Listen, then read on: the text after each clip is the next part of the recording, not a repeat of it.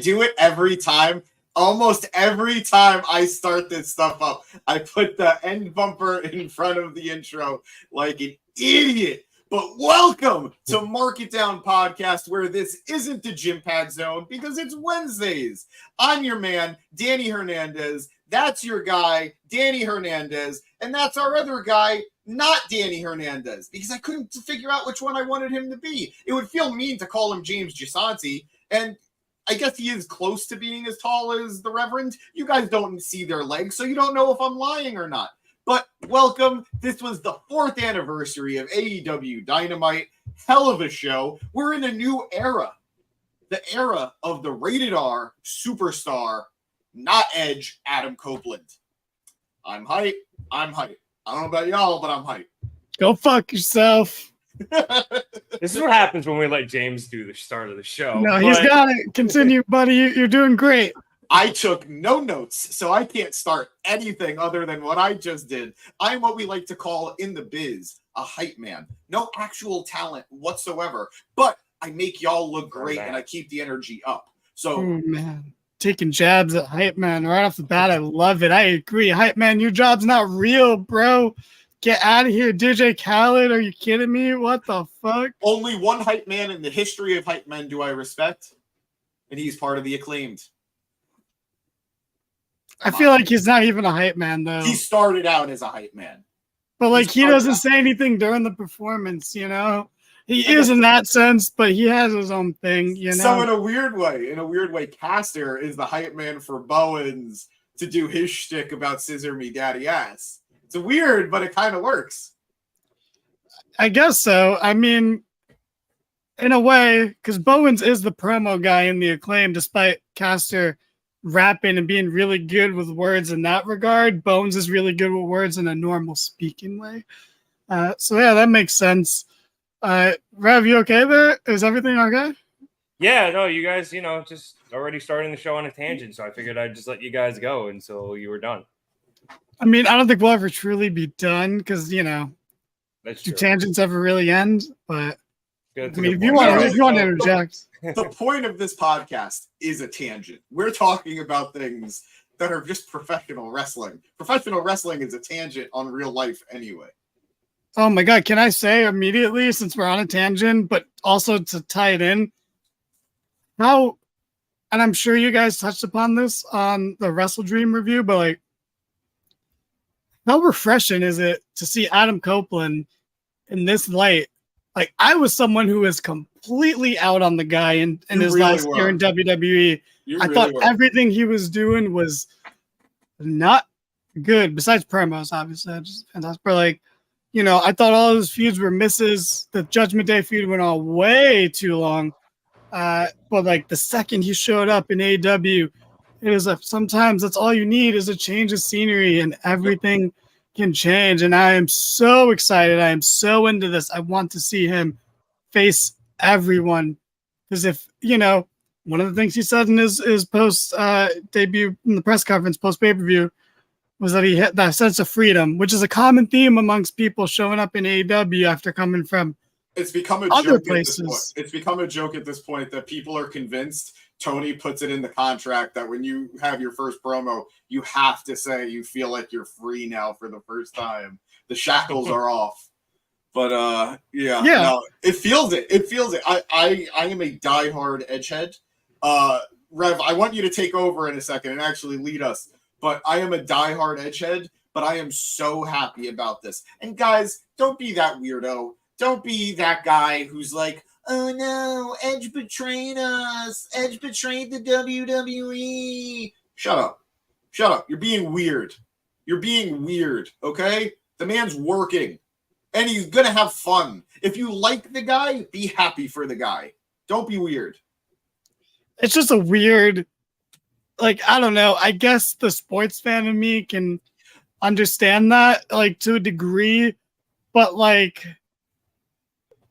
it's not the same. Like, it's like the only sports comparison you can truly make in America is more like when, there was still the USFL and they were an actual competitor to the NFL, and somebody like Herschel Walker went there instead of going to the NFL. because of the money. I understood like 3 things of what you just said right there. Of what you were saying. I knew the letters NFL, and that's it. Like Herschel Walker is that character from The Walking Dead. Like I don't. One of the greatest running backs of all time. When I watched it with Papa G, a running back. When I watched it with Papa G, he equated it to like if Derek Jeter went to go play for the Boston Red Sox, and I understood that concept. This guy who was a career player for one team, one company, his entire career, going to play for the opposition. I do get that. But it's also like if the Red Sox offered Jeter the biggest contract of his career and said, we want you to be happy. Would I still feel weird about it? Sure. And I get why people are getting tribalistic about it. But at the same time, we have to be happy for the players because they're doing what's right for themselves. And what it's really more equivalent to, and I don't even have the exact companies down, so I'm going to butcher this a little bit, but it's like when the "Can You Hear Me Now" guy from like the Verizon commercials started showing up in like Sprint or AT&T. Yeah, like this is more realistically what it is. That's weirdly wow. That might be that we just found our next meme, by the way. Yeah. But all right, Rev, get us through. We're talking Edge. We're talking the rated R superstar Adam Copeland. Take us into his segment, I guess. All right, if we want to start there, we certainly can. The main event of the evening, in terms of the last segment, was what was supposed to be an in-ring interview with the rated R superstar Adam Copeland. He came down, said how excited he was to be in the ring with Tony Schiavone, and then politely told Schiavone to hit the bricks. As politely as you can. Yeah, as politely as you can kick someone out. Yeah. Adam Copeland then gives his reasons as to why he's there. First off, stating that he thinks the AEW World Heavyweight Championship would look pretty good around his waist. And then he rattles off a bunch of first-time matches that he can have in AEW, including people like Moxley and Omega. And he shouted out Powerhouse Hobbs, which I find interesting that a lot of the legends that come in always seem to shout out guys like Hobbs. And he says that... Just a question, will Hobbs come up later in the show? Possibly. Not later in the show. Teaser. Earlier in the show. Maybe later in our show. Later in our show, but earlier in this show. Well, that would be the timeline. I digress. But he finds it very exciting that he's able to do all these new things and challenge himself after 30 plus years in the business. But the number one reason why he's here, and this is something he said in his in the post Wrestle Dream press conference, is that when he asked his daughters what he should do upon his prior contract expiring, they told him, specifically his 9-year-old daughter, told him that he should go have fun with Uncle Jay. So that being Christian Cage. So Copeland invites Christian, and Christian seemingly reluctantly comes out and has Adam Copeland explain himself. It's really difficult not saying Edge. I'm not going to lie. Anyway, say Edge. We're all MJF said Edge. He said Edge in the scrum. Say Edge. We know who we're talking about. Kenny did too, and he got chirped as well by one Tony Khan. Anyway, Copeland says that they've always been best friends, and it was through the business that they knew they were going to be best friends for life. And even though that Christian is acting a bit more like a dick than usual, he still loves him. But when he saw Christian standing over Sting, a man that they loved and looked up to as kids, a man that Christian patterned his haircut after, and a whole bunch of other stuff, a man that's entertained people for 40 years, Adam Copeland knew that he had to step in. And he also stepped in because he knows that the second Nick Wayne and Luchasaurus can get all the information they can from Christian, they're going to drop him. I believe he said like a bad habit, which is a great yet old phrase. So Copeland says it's time. It is finally time for them to team up properly for the first time in over 20 years and go after all the teams they've never been able to face before, like the Young Bucks, like FTR, and so on, so that they can prove that they are the best tag team of all time. Christian asks to the mic and then goes to give Copeland a hug, but as they're hugging, he tells Adam to go fuck himself before releasing the embrace and leaving the ring and going up the ramp. As he gets to the top of the ramp, Christian then stops to introduce who Adam will be facing next Tuesday on Dynamite, and Luchasaurus, who will be his opponent. and Nick Wayne come out to flank Christian, and as the show goes off the air. Very random side note, not sure I could take any heel seriously while they're wearing a puka shell necklace, but I digress.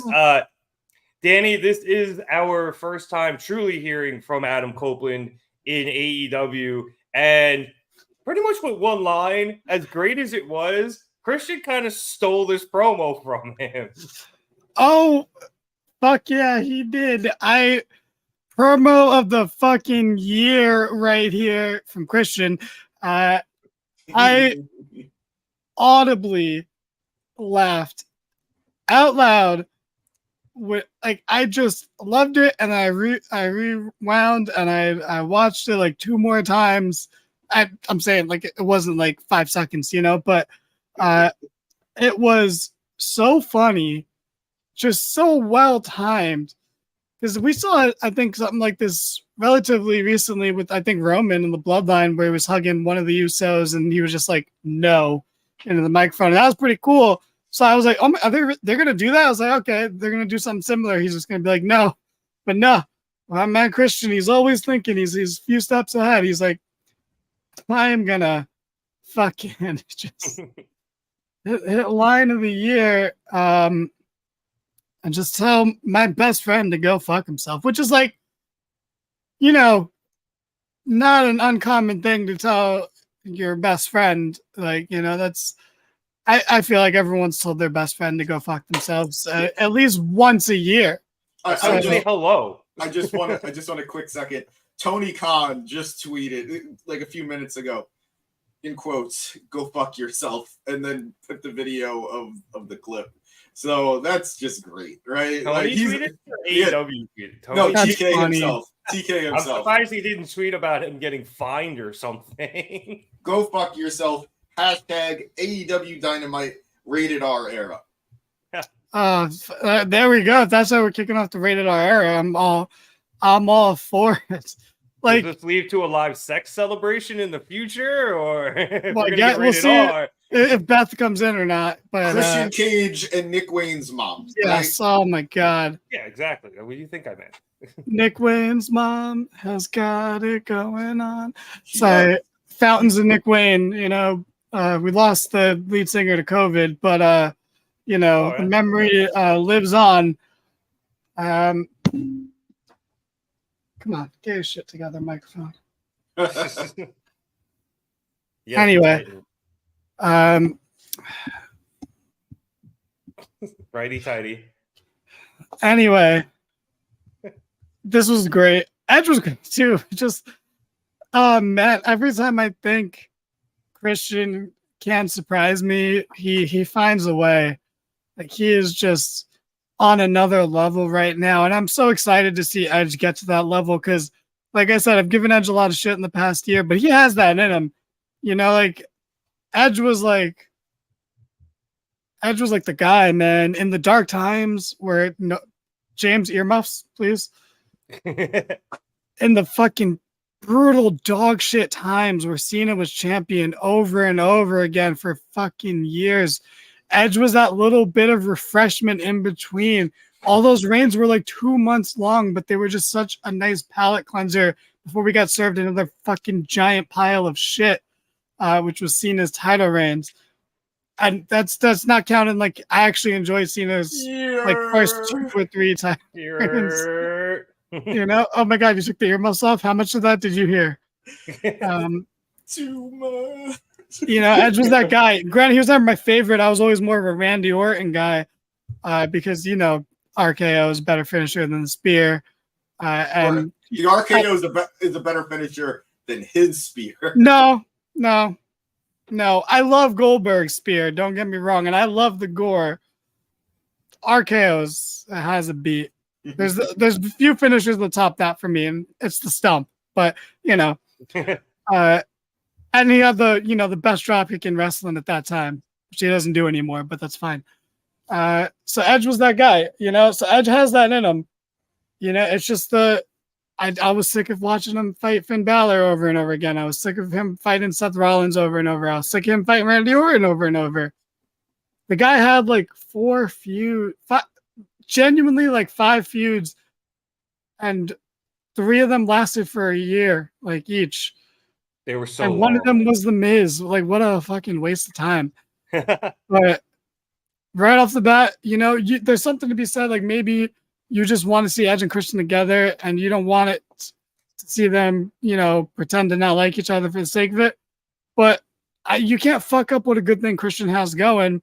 So you start with them feuding and then you can reunite them down the line. Hell, James, take the earmuffs off for this, but this can get me to enjoy seeing Jeff Hardy on television if they have a segment together. I was doing a bit, but holy shit, yeah. Yeah, right? Like, we all want to see it. I don't want to, I don't want to see Jeff more than I have to, but like, I can't, you got to put them all in the ring together at one point or backstage at least to have like that moment. You want to see them fight FTR. You want to see them fight the Bucks. But right now, I don't want Christian's perfect character work being messed with. And let's see what level we can take it to now that Edge is here. I think it's only going to bring out the best of what was already an amazing Christian run. This is going to make it even better. And Edge is going to get the rub from Christian, which is good. The guy needs it. If I may, I think this promo between the two of them highlighted a lot of just their dynamic throughout the years. If you think about it, Edge has always been the one that people tended to gravitate more towards. Edge was the star. Christian was, I would never go as far as to say he was the Jannetty, but they always, WWE treated Christian like the Jannetty between the two. We all know the Blue Dot story. Yeah. But we always knew, if we were really paying attention, that there were areas where Christian outshined Edge. There just were.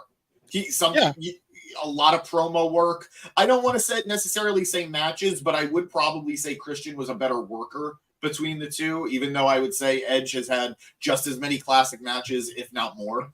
Yeah, Edge has had way more opportunities to have more classic matches. But and when I say Christian's better, it's not like leaps and bounds. They're pretty close. Oh, no, yeah. But what I loved about this was indicative of that. We saw Edge cut this beautiful, impassioned promo, win a while, had minutes to do it.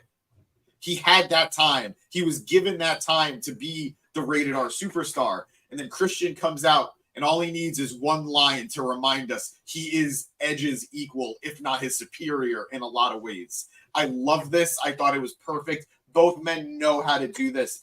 And I loved it from Adam's intro. I've seen people say they think Beth is the person who recorded the line. Yeah. I don't know if that's true or not, but that's my headcanon for it now. It would be funny. Everything from his entrance to Tony Schiavone to his promo to Christian's rebuttal. I saw somebody say to me that they didn't need Luchasaurus and Nick Wayne to come out.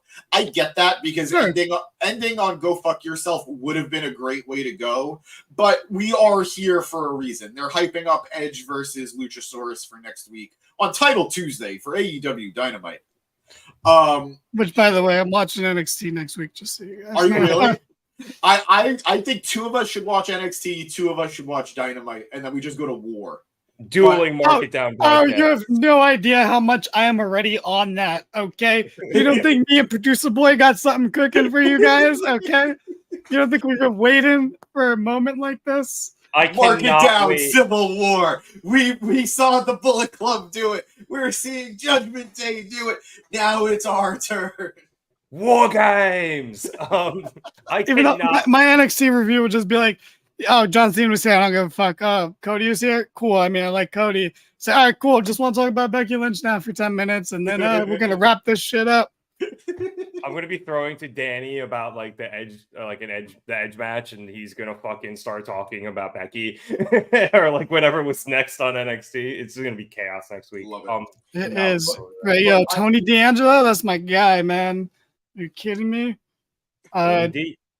Gigi Dolan, we got good shit going. That was Darby's girl for a while too.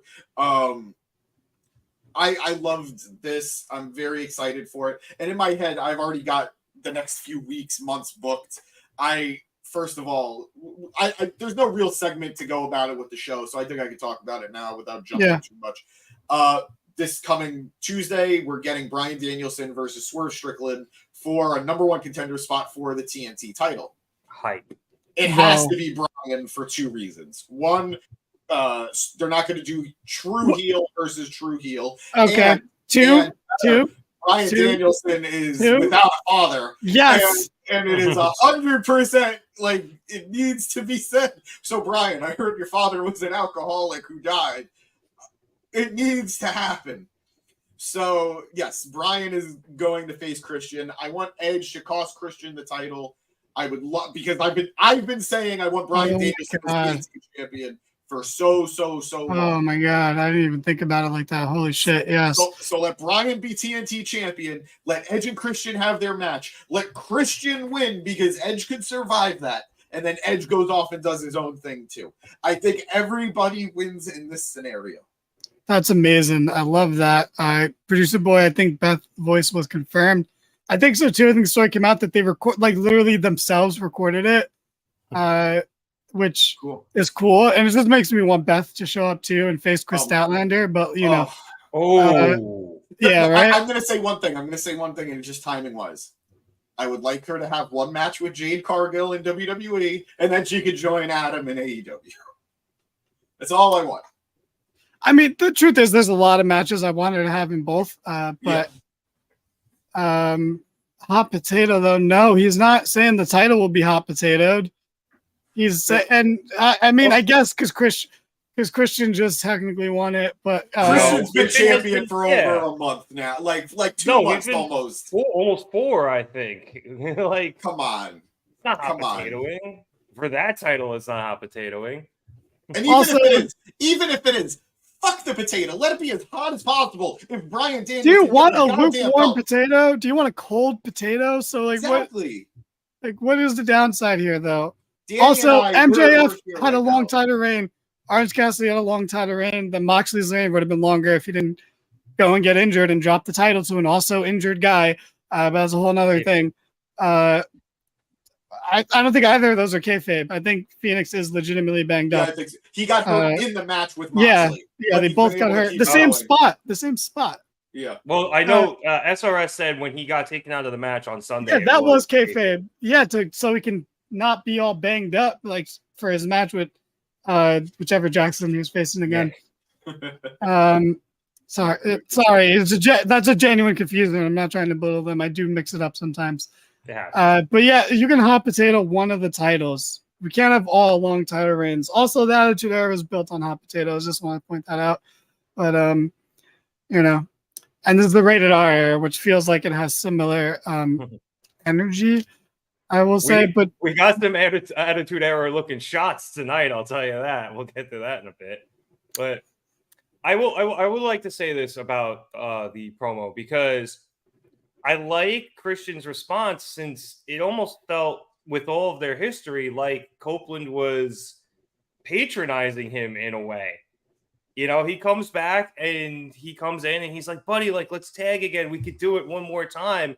Christian's a champion. The fuck does he need to go and tag with you for? It's a little bit patronizing to Christian. So Christian telling him to go fuck himself is a great and succinct way to do that. And obviously fucking hilarious. So he was able to say all of that with one line, which is why fuck is the greatest word in the English language. History of the F word was one of the first YouTube videos I ever watched.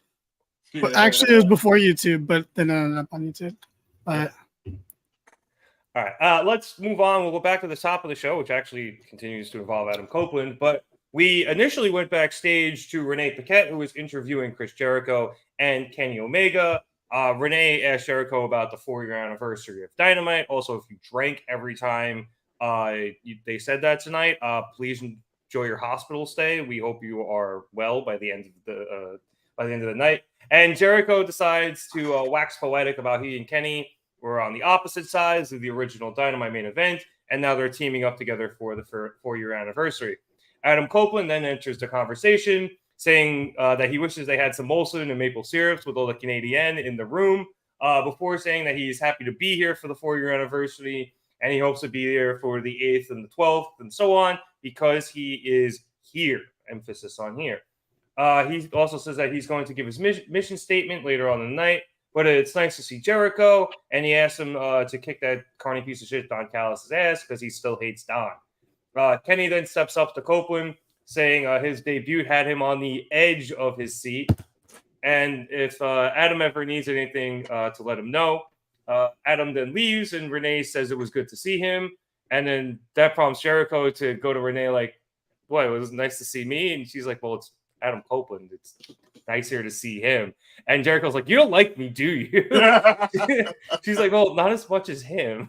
Before they cut back to Excalibur. So a little bit of a change of pace here, James, opening with an interview backstage. But considering it was a 4-year anniversary and you had the two major stars that were the two biggest pillars of the company as it started, I thought that was a pretty good way to start the show. And then obviously you bring in your latest big acquisition with Adam Copeland. Absolutely. If you're not going to start with Adam Copeland's in-ring promo, you still want to start with Adam Copeland in some capacity. So I think this was a great way of doing it. He's already, like, not to sound silly, but like this AEW universe is getting bigger in a lot of ways. You know, you're seeing, like you said, two foundational pillars of AEW interacting with the newest guy on the block.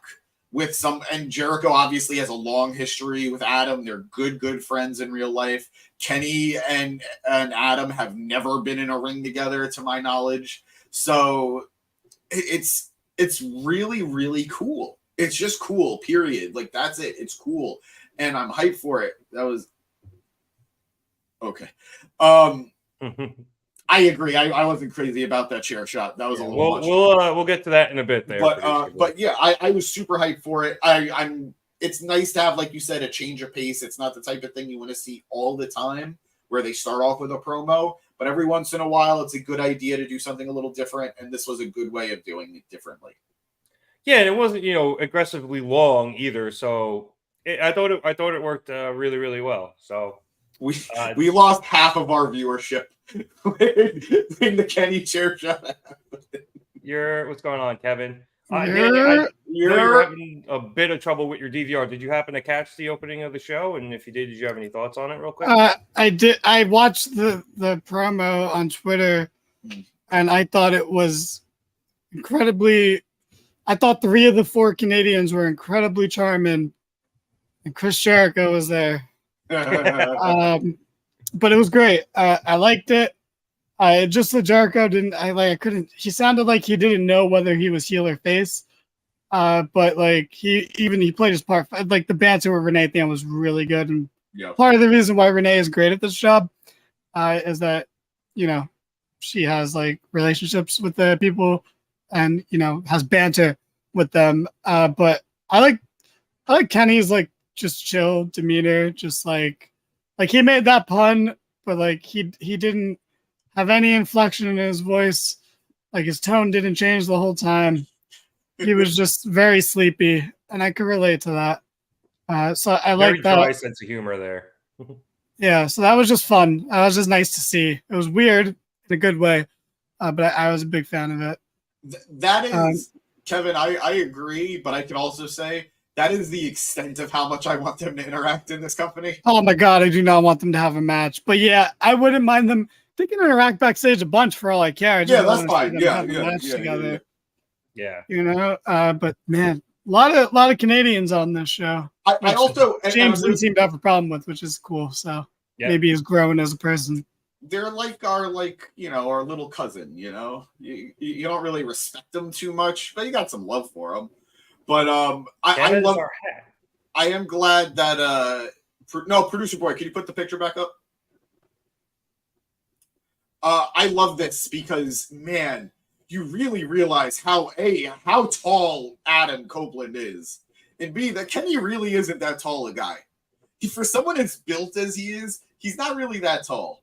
So I just love seeing like this dichotomy, and I don't know, that's just a weird me thing, I guess. But like, it's a cool thing to see again. Kenny Omega, one of the best in AEW, shaking hands with Adam Copeland, this giant of a Canadian. Are all the Canadians some form of blonde / like blondish brown? Are they black-haired Canadians? Kenny does dye his hair. So. Yeah, I was gonna say technically Kenny, but we don't talk about it. That's Kenny's dyed hair? Yeah. Yeah. Oh, well, his natural hair is black? It's like brown. Oh. I remember when I first started watching him, he had the black hair because he was doing it was the cleaner, and it was that with like the white streak in it. Myriad of hairstyles for Kenny Omega. But let's keep things rolling. We then went into the first match of the evening, which saw Rey Fenix defend his AEW International Championship against Nick Jackson. As we talked about earlier, Rey is a bit... I did know Jim Carrey was Canadian. Rey is a bit... He has black hair. Producer boy, that is not how you spell Phoenix. It's F-E-N-I-X. I mean, it's literally on the bottom of the screen. Also, usually, producer boy, we don't really see you searching for the tweets on screen. That's usually a thing. Yeah, you do. You know. Anyway, like I said, commentary mentioned that Rey was a bit banged up. Obviously, like I said earlier, he was taken out of the match on Sunday. Some of this is kayfabe. Some of this is in real life. But either way, they harped on it early as Fenix hurt his back, and Nick actually attempted to go after it. However, Fenix is able to counter most of those moves, and Nick actually eventually injured his foot / lower leg as Rey ducked a kick, and Nick ended up kicking the ring post. Towards the end of the match, Nick was able to hit an avalanche cutter, a springboard destroyer, and half of BTE trigger, but Fenix kicked out of all three of them in succession.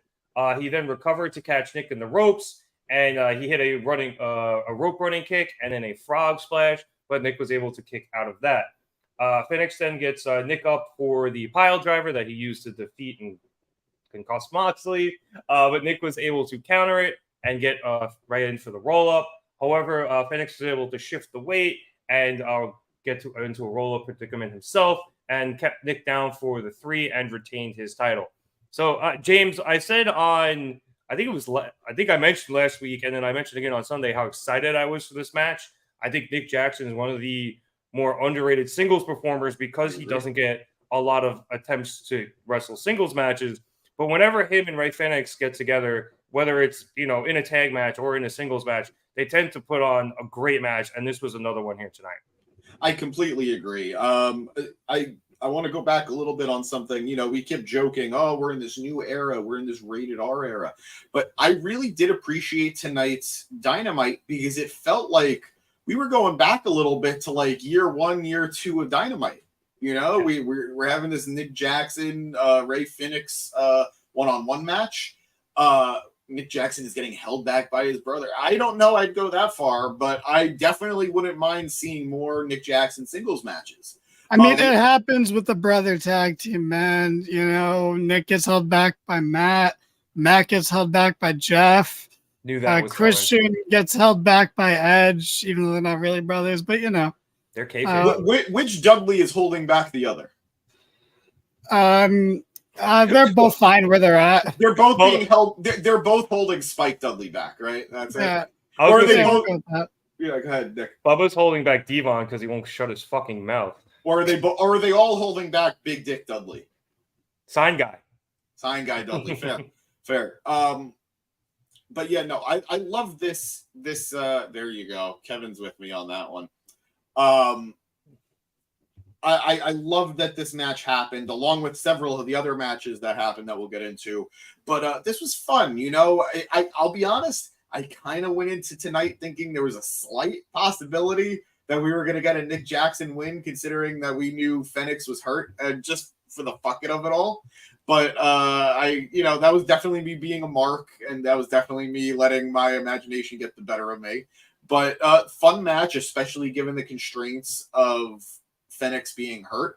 And I want more stuff like this. I like I'm a big fan of seeing tag guys with singles belts. It's always weird in a way that it shouldn't be weird, but I like it. And yeah, I wish Fenix didn't win the title for Moxley. I wish none of that had happened, but they made the most of it in these last couple of weeks, and I think it worked out. Yeah, Danny. I mean, look, I'm gonna be honest with you, which I'd almost hate to do, but I did not see this match because of the DVR issues that many people across America had. But me being the most important one. But I will say that I agree that it is nice when tag guys have their little singles run. Like, we make fun of them a bit now, but when Dax was tearing up singles matches, we all loved it. Isn't it just kind of wild though? Would you really have ever thought that out of the Lucha Bros that Phoenix would be the one to win a singles title first? Rev would say yes. I would say no. Well, even though he turned out to be right, I still think you're wrong for thinking that, Rev. I mean, I think it would have been a 50-50 shot. I personally like Fenix a little bit better than Penta, but I thought either of them were solid contenders to have a singles run. Fenix is the better worker. Penta is the better character. Yes. Yeah, there's no way you could have thought it was 50-50. The odds were stacked against Phoenix. Like, my dude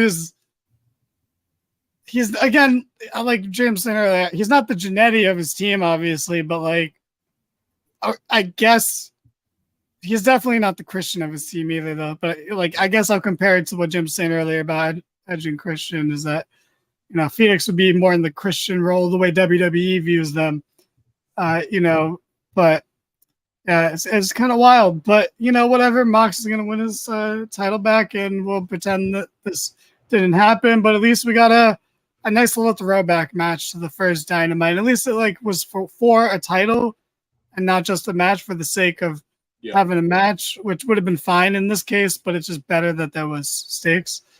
But, cool. Yeah. And to your point, Danny, we do have Jon Moxley versus Rey Fenix next week. That is the rubber match between the two men. I do think Mox probably wins his title back, but we'll see. We'll end up seeing. Also, Kevin's saying Fenix is better than Penta. Honestly, it kind of depends on the era. Like I love the Penta in Lucha Underground. Yeah, that's why arms. Yeah. It's a much different Penta than we have now. So it kind of depends on what Penta's doing. I really like. It's pretty much the same guy. I know they've won the tag titles, and now and the trios titles. Yeah, but the best thing Penta's done in AEW was his 3-week feud with Cody Rhodes, where Alex Abrahantes was like the best manager for 2 weeks, where he was just like, Penta says, and they would say some shit that we could picture Christian saying nowadays, but in Spanish.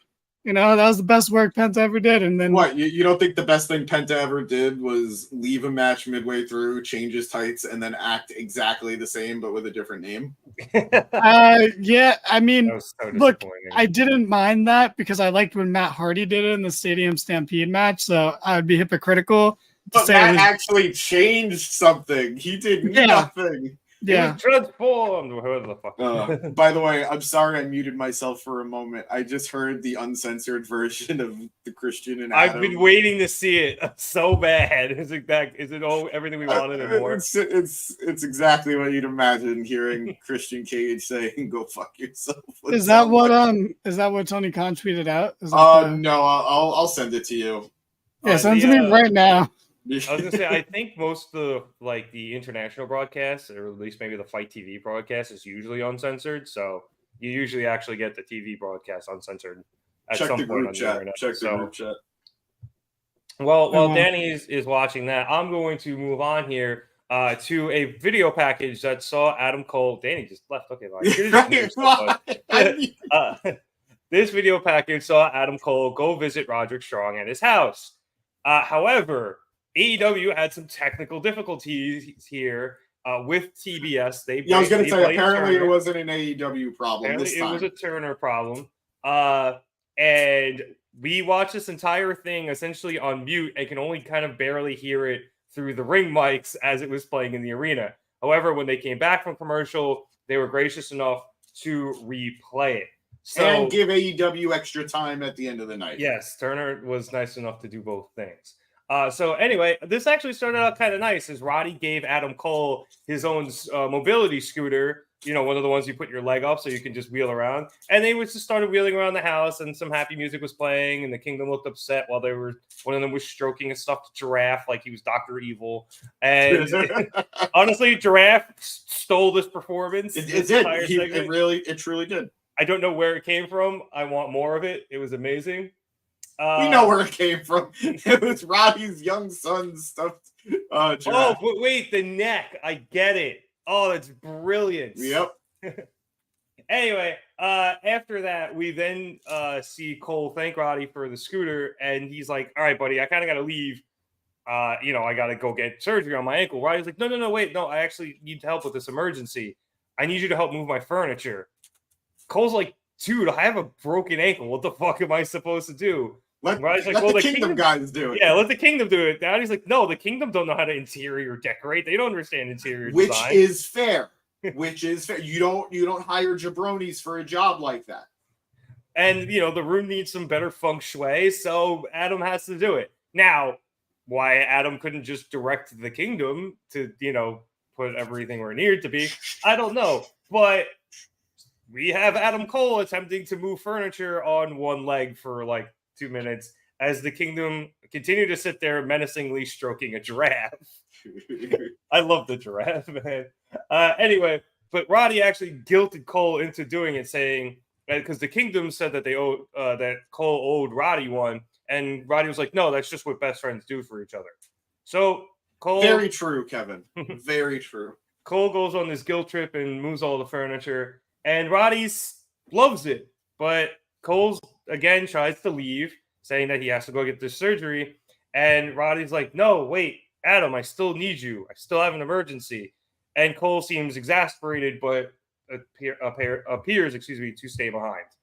So, James, audio issues aside, although it wouldn't be a celebration of AEW's 4 years without having audio issues, but audio issues aside, what did you think of this video package? Because I thought it was great.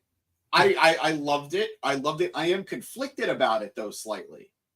But not because of anything in terms of quality or anything. This was really well done. It was really fun. And I'm glad that even with Cole being hurt, you're still finding ways to keep him involved. I don't want him to go away again.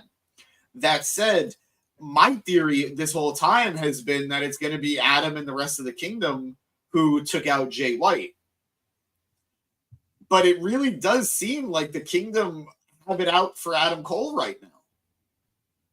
So I don't know what to believe anymore. I don't know if this is something that's going to need a little bit of fine-tuning and retconning down the line.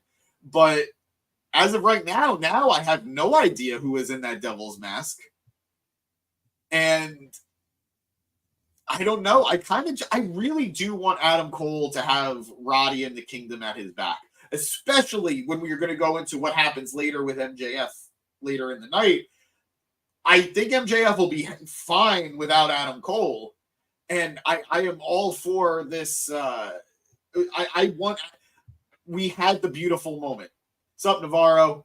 What's going on, Navarro? Yes, we all agree Christian should win the feud. Yeah, when you can, stick with us for now, but when you can, check out the beginning of the video. We really got into of the stream. We really got into Edge and Christian, and we shared your sentiment. Adam Copeland and Christian Cage. Christian and his little buddy. His little big buddy. But I saw you lurking to just come in, and now he immediately leaves again. I'm so glad Adam Cole is remaining on TV and pre-tapes. I only wish I could hear them. TBS needs to stop playing. It's good to know that I share a lot of the same opinions as Sean Ross Sapp. It bodes well for the future of this podcast. But yeah, hold on. I don't want to. Not to interrupt you, but to interrupt you. The guys in the mask are all going to be WWE releases led by Dolph. The story writes itself that it would be Mustafa Ali. Exactly. Retribution 2.0. That would be a very slow burn, though. I don't think they're good for 90 days. So it would have to be other people in the masks, and then eventually. Roughly, apparently, give or take, how long Adam Cole will be out, too. Wow, that's pretty quick for him. 3 to 4 months, really.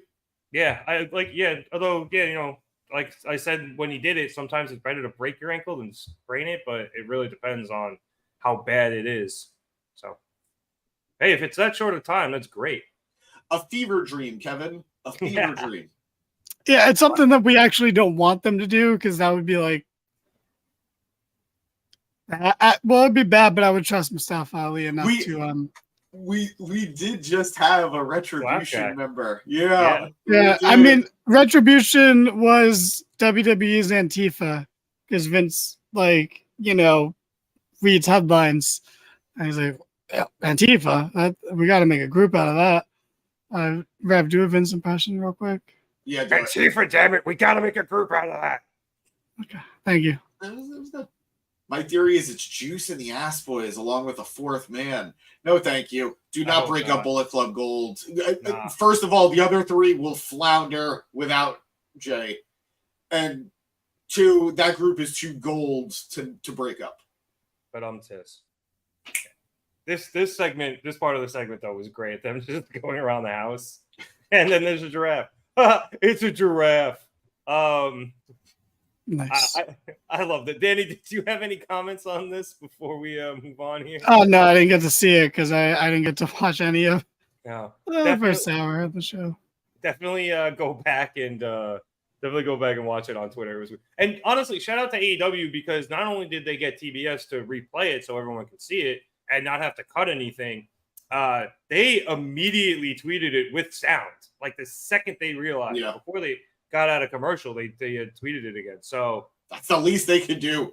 Yeah, exactly. And they're usually pretty good about that in general with the sound stuff. But when it's on them, this one again was apparently on TBS and Turner. So it was like stitching Deadpool's mouth shut. Well, it's okay. We retconned that. So he's dead now. But yeah, shout out AEW getting that up as quickly as possible. All right, let's move on here. We next up had Griff Garrison versus a mystery opponent, and hey, look, Wardlow's back. Wardlow. Oh shit! Wardlow came back on the show. Yeah. What a fucking monkey's paw this was. I have been wanting Griff Garrison back for so long, and I've been wanting Griff Garrison. No, I'm telling you, man. I know you don't watch the vlogs and stuff. Griff has so much charisma that they never will allow him to show on TV. I know. But I know. I was telling Danny, but I love this guy, and he's so good, and I just want him to get an actual chance. And I've been wanting Wardlow back because I think Wardlow is the shit, and I think he's a main eventer who just needs to be booked better. But man, did I get both in the worst way possible for me. Yeah, so for those of you who didn't see this because your DVR was being screwy, Wardlow came out pretty much unannounced, dominated Griff Garrison from the second he hit the ring, hit 5 power bombs and forced a referee stoppage, and then Wardlow hopped the barricade and stormed out through the crowd. I will say this, I do believe Excalibur said that Griff was on Ring of Honor and had actually been doing pretty well there, James. I don't know if you can lend any insight to that, but I can't. I, along with the rest of the world, have given up on Ring of Honor, unfortunately. Trying to get back into it, but there's only one of me. Next Tuesday is going to be really tough to try to watch NXT and Dynamite at the same time. But I'm going to try. Like I do. But you also then need 2 cable boxes. No, I have 2 Xboxes. I'm good. But yeah, no, everybody only has a certain amount of fan width, as I've heard it called. And, considering you watch WWE, AEW, and Impact, yeah, I can see Ring of Honor kind of falling by the wayside. I'm trying to work on getting us that Impact contract, boys. I can only put energy in one place at a time. Plus, I mean, not to mention too, those Ring of Honor shows are long as shit, right? Or I called it Ring of Hour. It's like more like Ring of 3 hours. It's true, and there's no flow whatsoever. It's match after match after match. It's exhausting. It definitely feels like a show where you could just probably watch the highlights online and get the good stuff and be caught up enough for the pay-per-views, which always seem to be pretty solid. So very solid. It's kind of like what NXT Black and Gold used to be. Also, holy shit, the world ended. Eric agreed with James. Cue the music at the end of Return of the Jedi. Like, this is a celebration. Celebrate good times. All right. Don't want to get us taken down. So let's move on. We then had a backstage interview with that carny piece of shit, Don Callis, and Kanose Takeshita from earlier in the evening. Renee asked Don about their victory over the past weekend, and Don said that despite the fact, James, I assume we'll be back in a second, that they got the win, and everyone was talking about Sammy Guevara pinning Chris Jericho. Sammy is unfortunately medically unable to compete. So Don went to Will, and oh great, I get to do this alone again. What fun. Don went to Will Ospreay and asked him who should replace Sammy for the night. And Don has brought in Kyle Fletcher. To fill in. Kyle Fletcher, obviously of Aussie Open, who were members of the United Empire. I don't know if they still are. James would know that, but he has disappeared. Anyway, they used to run with Will Ospreay. So this actually does make sense, despite the fact Danny is going to attempt to shit on it.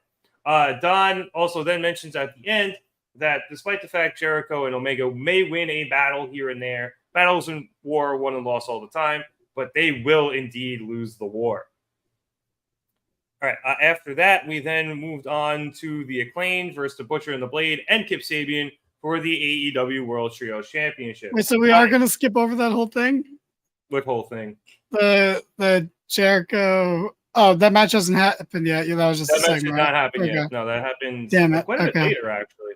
We'll get there. Don't worry. You think I was going to skip over that? Come on.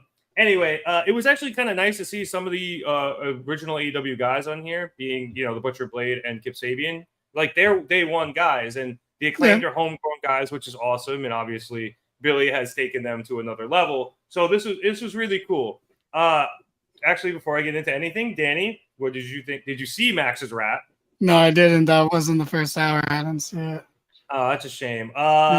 We had some good clips. Max made a reference to the emergency service alert from the test from this afternoon, which woke me up at 2:30 in the afternoon. So that was quite the rude awakening. He made reference to the fact that Butcher and Blade are bald, proving that they polish each other's knobs. And then I think he said Kip's best look was when his head was in a box. So what's going on, Space Boy? Thank you for joining us here. Welcome. Welcome. We hope you enjoy what you see and stick around with us for the coming years. Anyway, the match years. itself, oh my God, we just met, and you're gonna say years? Sheesh, man. Well, But can I just say real quick before we get into it, since he did mention the emergency broadcast service in the rap, which is very poignant because it happened earlier today. Oh boy, man. For something I did not know about beforehand, I've heard way too many people talk about conspiracies in like the 2 hours between the time I found out about it and the time it actually happened. Like, bro, pick a lane. Like, not everything is a conspiracy, bro. And when there is a conspiracy, they're not going to leave clues. It's not fucking national treasure. Anyway, so what happened in the match? I was going to say, you didn't become a zombie after the alarm went off? I think we've been zombies since long before then, but Fair. Best cranberry song. Yeah. Oh, great song. Anyway, honestly, Danny, unfortunately, this match wasn't, not that it was bad, but a lot of it was during the commercial. And honestly, when they came back, it ended so fast, I barely even caught the end. I'm not even entirely sure what the Acclaimed won with. I know they retained, and initially I thought, because Max was kind of ticked off at the end of the match. And Spaceboy, in answer to your question, James, who will hopefully be back in a second, does have quite a few. Well, he's not here, but I think you can see some of them in his background. Hold on. Yeah, if you want to pull that up for us, Danny. Yeah. A lot of different figures back there, not just wrestling. We should take down the comments. So I have like Becky Lynch figure, a Dan O'Brien figure, I think a Zack Ryder figure, actually.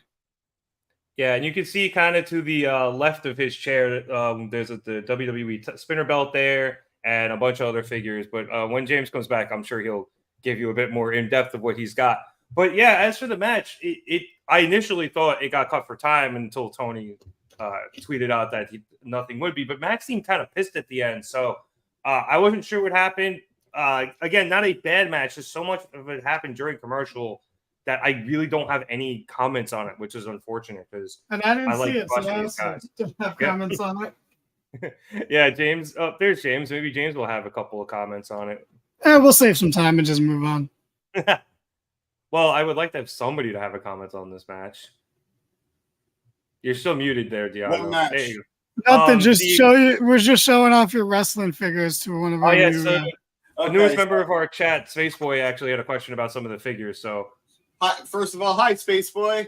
Welcome to the chat. I have a lot more figures than that, but these are just who I have up right now. I have a custom kit bash of Bryan Danielson from AEW and Daniel Bryan from WWE. Britt Baker fell over. I have another Daniel Bryan in the back.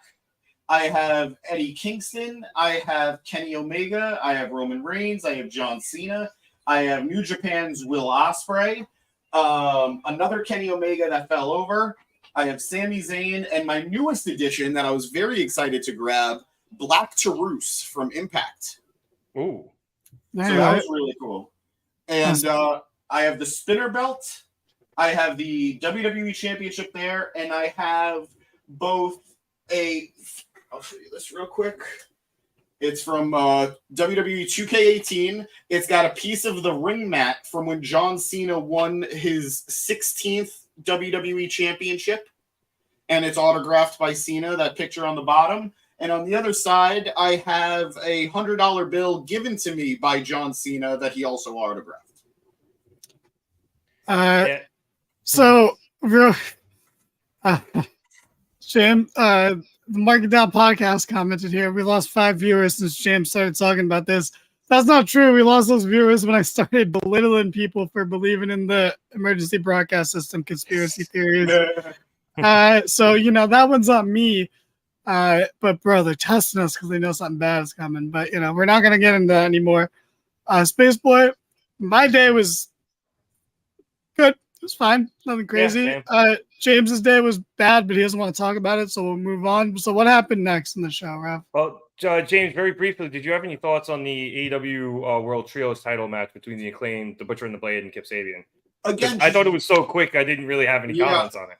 Again, just really happy to see some old school AEW talents being brought back or being highlighted in any way. Kip Sabian has been around since day one of AEW. I'd say Butcher and Blade have been around since like day 2. So it's just really cool to see them highlighted, even if it wasn't a quick jobbery sense.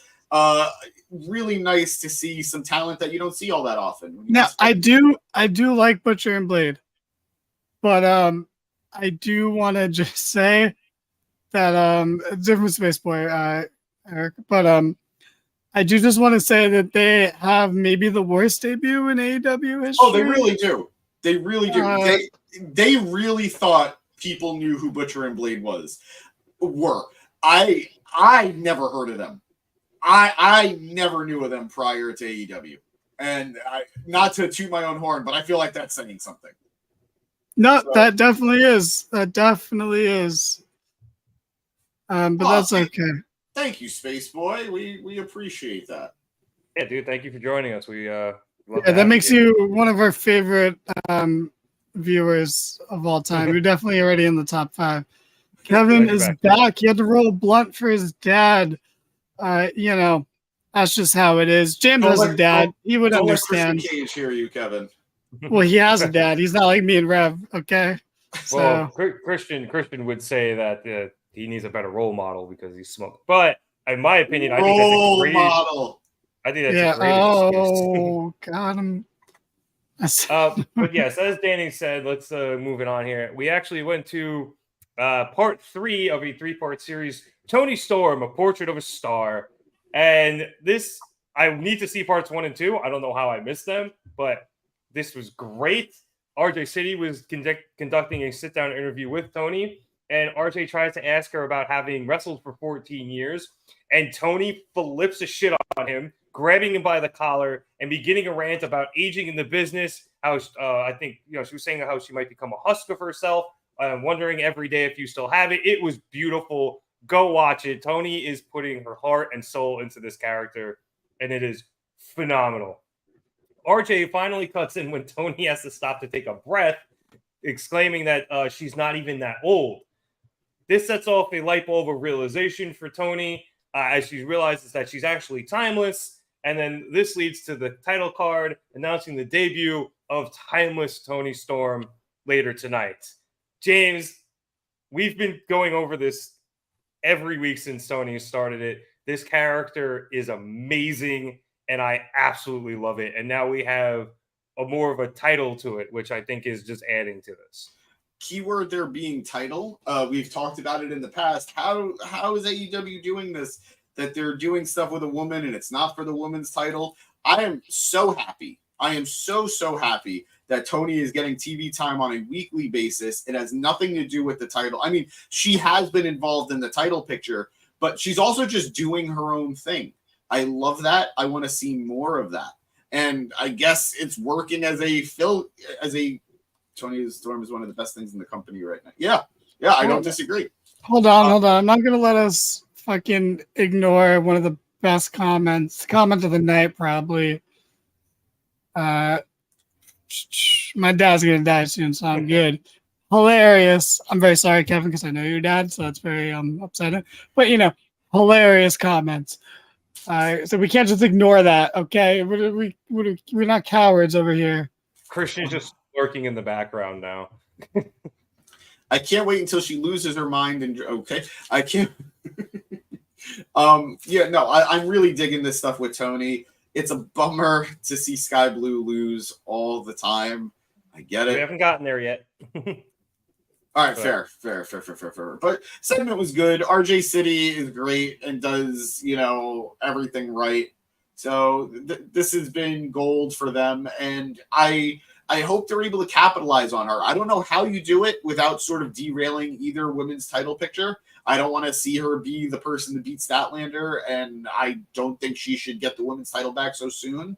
But I say, why not, though? If she's gotten this over, why not put it on this person who's gotten the... I agree. I just feel bad for how they were progressing certain things, but considering I can't remember the last time I saw Saraya actively in the ring, I'm not even saying wrestling a match, but in the ring, I guess I'm okay with her losing it. She had her moment at Wembley. We can move on past it, I suppose.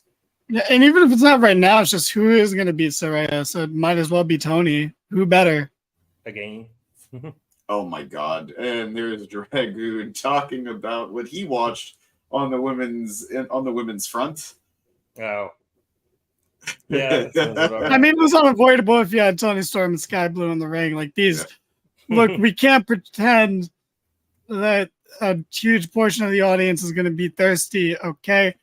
And if Sky Blue and Tony Storm are comfortable quenching their thirst, then, more power to them. By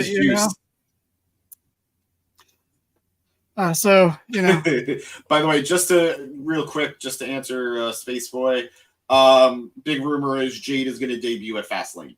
So, and then I think she's going to Raw, correct? I think that's what I saw. That's what she tweeted, that she's got her sights set on the Raw Women's division. Cool. Well, yeah, I mean, she also tweeted it in SmackDown too, but yeah, it's probably going to be Raw. It'll probably be Raw, which is wild, because I really think that literally anyone can walk into the SmackDown Women's division and take that title. Yeah, literally anyone can do it. So like, it's her or Tiffany Stratton. I really think Stratton could be women's champion by the end of the year. I think they want to keep Jade away from Charlotte for the time being. I mean, that's just best for everyone. It's going to happen. It's Jade's most wanted match in WWE. But anyway, moving forward. I mean, not everyone has great taste, but All right, yeah, let's keep it rolling here. We came back from commercial with a promo package where we had both Bryan Danielson and Zack Sabre Jr.'s post-match promos from Sunday kind of mixed together into one package. These are actually two, like I said, they're two separate promos that they put out on the internet on Sunday night. I highly recommend going to watch the full versions online. They were both very, very good in the longer forms. But the gist of it was that Bryan was very thrilled that he finally was able to have that kind of match. But in order to win, he actually had to knock Sabre out, as we saw, which proved to him that Zack doesn't have the heart that he does. Meanwhile, Sabre's super pissed off because he thought they were there to settle who the best technical wrestler in the world was. And instead, Bryan resorted to a quote-unquote scoundrel move in knocking him out. We then quickly shot over to another promo package from another promo from Saturday night, this time featuring Hangman Adam Page after his loss to Swerve Strickland. Once again, this was put online and longer and was also good, and I recommend checking it out. But Page is pretty upset in the way Swerve won, saying that wasn't the way to get the spot, taking something and hitting somebody in the head with it during the match, although maybe it was on that night. But for Page, it's back to the drawing board for him. And after some ice and some rehab, because he almost broke his arm. But this then led into the announcement that Bryan Danielson will be facing Swerve Strickland next week. And as we mentioned, that will be for a number one contendership for the TNT Championship. So, Danny, I don't know if were you watching by this part of the show? No, but I want to comment on it anyway. But also, I would like to point out that, man, Eric is going really hard to justify his strong thirst. And, it's fine, dude. It's not that serious. Like, Tony has his OnlyFans, I think. I don't know if he still does, but yeah. No, I'm just saying he's getting like on a soapbox about something that is fine. Like, I want to be horny on Maine. Yeah. That's cool. I mean, that's your personality, man. That's fine. I'm just James is too much of a goody two shoes for that. Rev is surprisingly like PC about stuff. I just keep it to myself and it's reserved, so I'm not looking like this.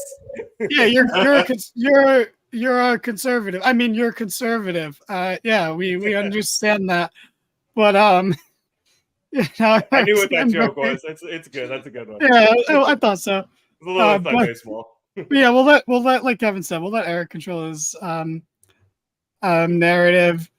They made a face, Yeah, they made a face because they're so worried about getting canceled. Like, and I mean, I am too. That's why I filter myself so much, and I try not to say outrageous things all the time.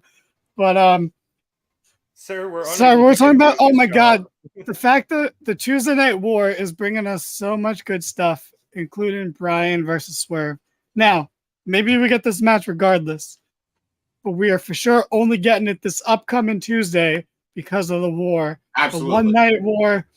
And I'm so grateful. This is the only reason I kind of want to watch Dynamite is this match. For that. Yeah, like that's amazing. It's just weird because not Edge versus Luchasaurus.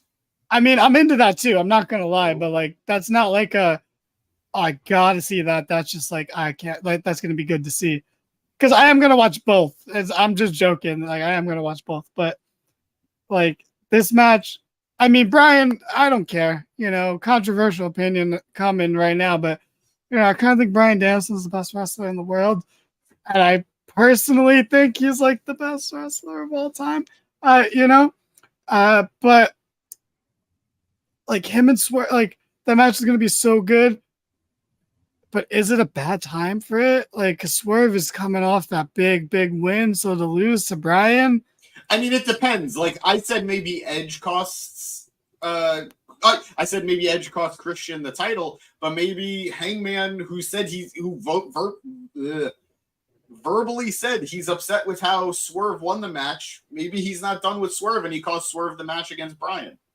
Yeah, no, maybe, but I just feel like it's a tricky tightrope, and we'll see how they walk it because sometimes AEW can walk that tightrope well, sometimes they can't. So it'll be interesting to see. Well, Heyman is facing. I'm missing a comment here, but Heyman is facing Jay White in either next week or 2 weeks. So that's going to be. It's next week. It's on Tuesday. Yeah. Jesus, Kevin. All right, I'm just gonna keep it rolling. Yeah, so I don't know if necessarily Hangman gets involved with Swerve. I mean, I don't think we're gonna do the whole Hangman loses a bunch thing again, especially because we're also kind of doing that with Kenny. It'd kind of be weird to do it with two members of the Elite, but we're definitely going to see Hangman lose a couple of times here because he's going to need a new way to, a new focus in whatever it is, or a new way he's going to go about things. I don't know if that's a heel turn or what, but we're definitely seeing some sort of shift in Hangman, and I don't necessarily know if that means continuing his feud with Swerve or moving on so that he continues to have a couple of losses. Oh my gosh. All right, I'm just gonna I gotta get rid of it. I'm sorry, producer boy, I gotta get rid of it. Anyway, after those two promo packages, we then went to Bullet Club Gold in the ring. They came down. It was just Juice and the Ass Boys. No Jay White, no Card Blade, but they came down to call out MJF for his supposed attack on Switchblade last week. How shitty a friend is Card Blade that he didn't come out with the other three? That's not right. Yeah, it seems a little weird, but maybe he was attending to his friend Jay White, who that's true. That's wasn't true. There. He clearly wasn't there after the assault. So they call out MJF. They belittle him for saying the best he could come up with as a generational talent was calling Jay White tofu, which, not gonna lie, in retrospect, they're kind of right, like a little bit. Did it work or did it not work? It worked. But again, I still feel like MJF just has this running bet with somebody that he can get the crowd to chant anything. Yeah. Yeah. Eventually, MJF does come out in response to their call out, saying that his accusers are quite suspect, considering that it's the Ass Boys and Juice Robinson, a.k.a. Talentless Taints, which he then gets a dueling chant of that going because of the reasons I just said. Talentless Taint. Ass Boys, Talentless Taint. Very well done. Honestly, the one good thing from Talentless Taint was that it got Juice to start yelling that his taint was rock hard. So that was... that doesn't sound appealing at all. I know, but it was just so fucking funny because Juice is such a crazy person. Anyway, MJF then, for the 4th anniversary of Dynamite, decides to list all of the horrible things he's done over the years, which culminated in his favorite, almost getting them kicked off TV for calling his boss an effing mark. And the reason he did this was in an attempt to prove that despite the fact that he is a scumbag, he is our scumbag, and he is a transparent scumbag. He is more than willing to admit all of the shitty things that he has done in the past. So he is totally being honest when he says that he did not jump Jay White last week. Max then decides that if, Bullet Club Gold doesn't want to talk about it, he's going to take a page out of the people from Stockton, and he challenges Bullet Club Gold to a Stockton street fight. He makes his way down to the ring, but when he gets in with the title in hand, Bullet Club Gold bail out, and while Max is yelling at them, Switchblade appears from behind, grabs him, and hits a Blade Runner.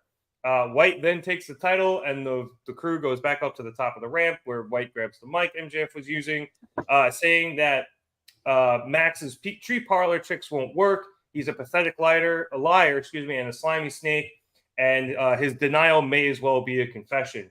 So he says that AEW needs a truly elite champion, and he challenges MJF to a title match at Full Gear, where Max can attempt to prove him wrong in saying that he isn't elite. Jay says that he'll lead by example, starting now by taking the title with him, which he does. He steals the title. But Max, who's finally come to in the ring, is extremely frustrated, accepts Switchblade's challenge. So I'm assuming Kevin said something else in the chat that I'm not going to look at. Who's more, guys? Danny. I assume you can prioritize a bit better than James at the moment. But I guess so. I think this is right. I think this is right where you came back into the show. It is. Sorry, Kevin's last comment made me fucking cry from laughing. So, I had to step away for a second. I genuinely can't tell if this is a bit. It's a bit. Is it not? Is it not? I know Kevin's dad. So yeah, this segment. Oh my god. Not enough. Not enough. I don't know. This was a good segment. It just wasn't a huge, a great follow up to last week, but it wasn't bad. It was okay. You know, I would like. I just feel like I don't know, whatever feeling we had from the cliffhanger. I feel like a lot of it dissipated. I agree.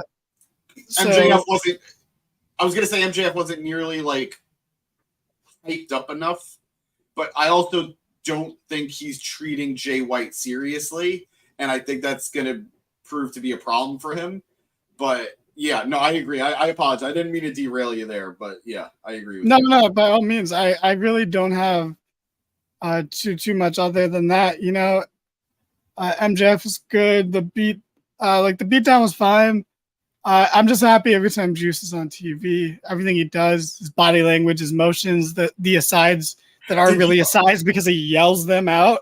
Rock hard taint. Did you see after the beatdown when they were all sort of posing on top of MJF? His pose was so ridiculous.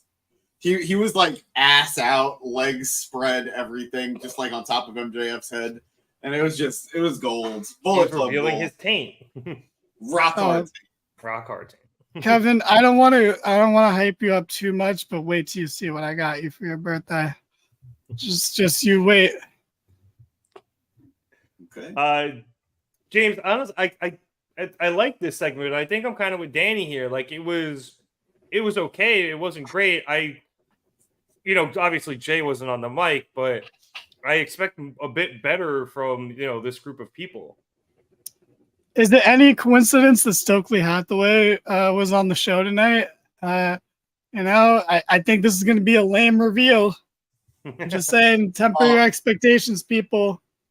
Please don't do that. Please don't do that to me. I'm in a place where I'm really, really enjoying Stokely right now. He's doing really great with Ring of Honor and his role.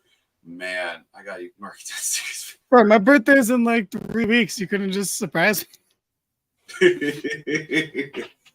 But thank you. But yeah, I thought this was great. I agree. It didn't have the same heat as last week, but MJF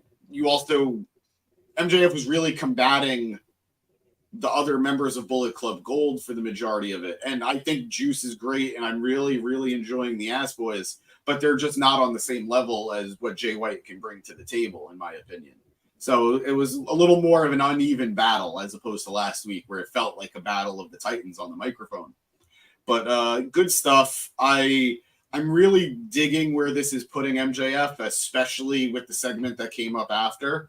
But yeah, I'm all for, like, look, I don't think Jay White is going to be the guy. What is happening? Oh my God. I don't know what's happening tonight, guys. Really, I don't. Just a bunch of Christian fans. If it makes you guys feel better, I wish my dad was dead. Oh my God. I don't know if he is, so he could be. I don't know if Papa G is watching this right now. Dad, I love you. I just want that on the record. I really do. And Novak, I'm sorry, I guess. I'm sorry. But I never know what's going to happen on this show, man. This has been a wild night. I'm enjoying it, but it's been wild. Always derails us. You know what it is? It's that Danny hasn't been here in 2 weeks. Welcome back, by the way, Danny. So this is your fault, he's saying, Danny. This is he's just getting all his chaotic energy out that's been pent up for the last 2 weeks. Yeah. See, this is what bothers me a little bit. I really want Kenny to still be like the longest reigning AEW champion. I mean, I understand that, but I don't know. He shouldn't be. Like, not that he shouldn't be per se, but that reign shouldn't be the longest one. Like, I think Kenny's reign was the best one until this one, but this is the best title reign we've had in all of AEW. Or at least for the world title, obviously. Orange Cassidy was the best title. But I need you to know, by the way, you missed it on Twitter because you don't have Twitter. I went to bat for Orange Cassidy that somebody was saying Gunther So somebody said on Twitter, Gunther is the best Intercontinental Champion of all time, and he's the best secondary champion of all time. And I was like, no disrespect to Gunther. He didn't even have the best secondary title reign this year. And people were coming for Orange Cassidy's neck, and I was defending. You know, like, I don't want to... Look, sometimes I like to feed the tribalism, and other times I'm sick of it, but, like, bro, Gunther's reign is fantastic. It's great. I don't want to take anything away from it. Cassidy is better. Yes. And that is just... Period. That is just that. But, you know, right, Gunther's still going on. Maybe I'll sing a different tune by the end of it, depending on who he puts over for the title. Yeah. But going back to just this stuff, I don't think Jay White is going to be the guy to take the title off MJF. I really don't. But I think he is capable of being world champion right now. Oh, I think he needs a little more heat because we are only really seeing him on Collision, and we could definitely use a little more of him on Dynamite. But I think he is more than capable of carrying the company right now. But yeah, don't encourage Eric with that nonsense. And you know what? Like, I don't know exactly when Full Gear is, but now that we have this, thank you, Space Boy. Now that we have this, you know, match set, we're going to get some great promos over the next week. So perhaps Jay White could get that level of heat, but it'd be a lot to get in a short period of time. I agree with you, James. I do think, he is a future world champion in this company, and he theoretically could be that now, but we'll see if they actually pull the trigger on him. No pun intended. But speaking of Orange Cassidy, after this, we then went to a backstage segment. It was an interview with him and Hook after their loss Sunday. Orange is very disappointed because he feels that they would have been great tag team champions. But Hook is still a great champion because he still has a title. Hook says that Orange will be a great champion again, and he should be again because he should be facing Ray Phoenix next week instead of Mox. Orange responds that Mox was only champ for like 3 weeks and he was champ for like 11 months, but But whatever. And then he whatever. took chip. Yeah, and then Hook offered Renee a chip and she refused, and Excalibur said that she famously only eats ketchup chips because this show had to be even more Canadian than it already was. Danny, I've been wanting to ask you this for a while since you haven't been on, but absolutely, they're kind of freaking me out here with the Orange Cassidy and this whole depression with him not having a title. Like, I don't know if it's leading to a heel turn, but it's kind of freaking me out that it might be. I know where it's going. I know where it's going. Hold on. We gotta. Got it. He did it. Yep, he did it. Hold on. Sorry. You guys know what figure? A father figure. First of all, I'm your father figure. I am the Christian Cage to your Nick Wayne, little Padawan. Did I use that right? Yeah, you did. Okay, cool. But more importantly, look, I'm a little worried about it too. I'm not gonna lie to you, Rob. But I'm enjoying it because I don't think that's what's gonna happen. The thing is, it just once again is just an example of how brilliant the Orange Cassidy character really is. And again, this is like, when you see those people make those comments, and I was having a discussion with some of the people in our comments about this recently, about Orange Cassidy, and people would say it's stupid, his gimmick is dumb, that's not a good character. It fucking is. It's so easy to understand that once you look past the fucking nonsense, it's so easy. It's a guy who doesn't care or pretends to not care, and his whole thing is being nonchalant, laid back, chill, and then he wins the title, and then slowly but surely you see that he does care, and now that he doesn't have a title, it's becoming harder and harder for him to act laid back and to act like he doesn't care about anything, because he does care, and it's actually bothering him. Something's actually getting to him. And instead of looking at Hook as like why Orange Cassidy might turn heel, I think you got to look at him more as Orange Cassidy looks at Hook as what he used to be, and Hook is looking into an image of what he could be in the future when things don't go his way as much as they currently do. So it's a very fantastic combination. That's a great. That's a great meme.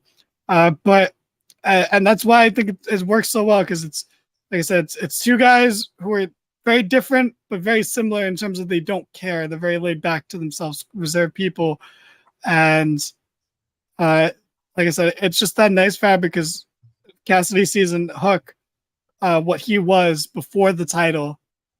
And I think that's a very interesting dichotomy. And that's why they should have won. It would have been a more interesting match, which is crazy to say because, you know, we're getting a Young Bucks FTR match and there's nothing to fucking scoff or complain about. Yeah. But, like, you know, the fresh matchup, I think, was a little more interesting in this particular case. So, like, I'm not as worried about the heel turn as much as I'm just because, and the fact that they brought up Moxley means that we are going to get that rematch sooner rather than later, I believe. So, I'm a little less worried. Yeah, I'm a little less worried about it than I was, like, you know, when they first interacted. I loved Renee getting annoyed at the end of it. I loved it. I thought it was such a nice touch because she is genuinely friends with Orange Cassidy. Like, we've seen it. Like, she supports him. She was rooting for him when he was champion. Maybe not against Mox, but she was rooting for him. And I loved her being a little perturbed and flustered at Orange being annoyed about Moxley getting the title shot against Ray Phoenix next week. So I love this whole little segment. And I'm not too worried about Orange turning heel in this bit with Hook, just because I can't see them doing that twice in a row. Right, that's the only thing I'm like, I don't think it's going to be on Hook. No, like, I do think it's just a way to develop Cassidy's character further. And Hook to a degree. Yeah. So and I'm just gonna answer Space Boy real quick. In terms of wrestling figures, it's my unmatched series Kenny Omega. I also have the exclusive Kenny that came with the authentic ring that you could only get this Kenny if you bought the ring. And it was the first one to actually have blonde hair for him. And he had the green tights. So those are probably my two favorite wrestling figures. Or else all James does is dodge questions, man. And as for toys in general, I don't know. Right now, I'd currently my Return of the Jedi 40th anniversary Darth Vader. I want to address Kevin's thing saying that ketchup is gross. He's fucking right. He's fucking right. Oh, God, you guys have that in common. Wait.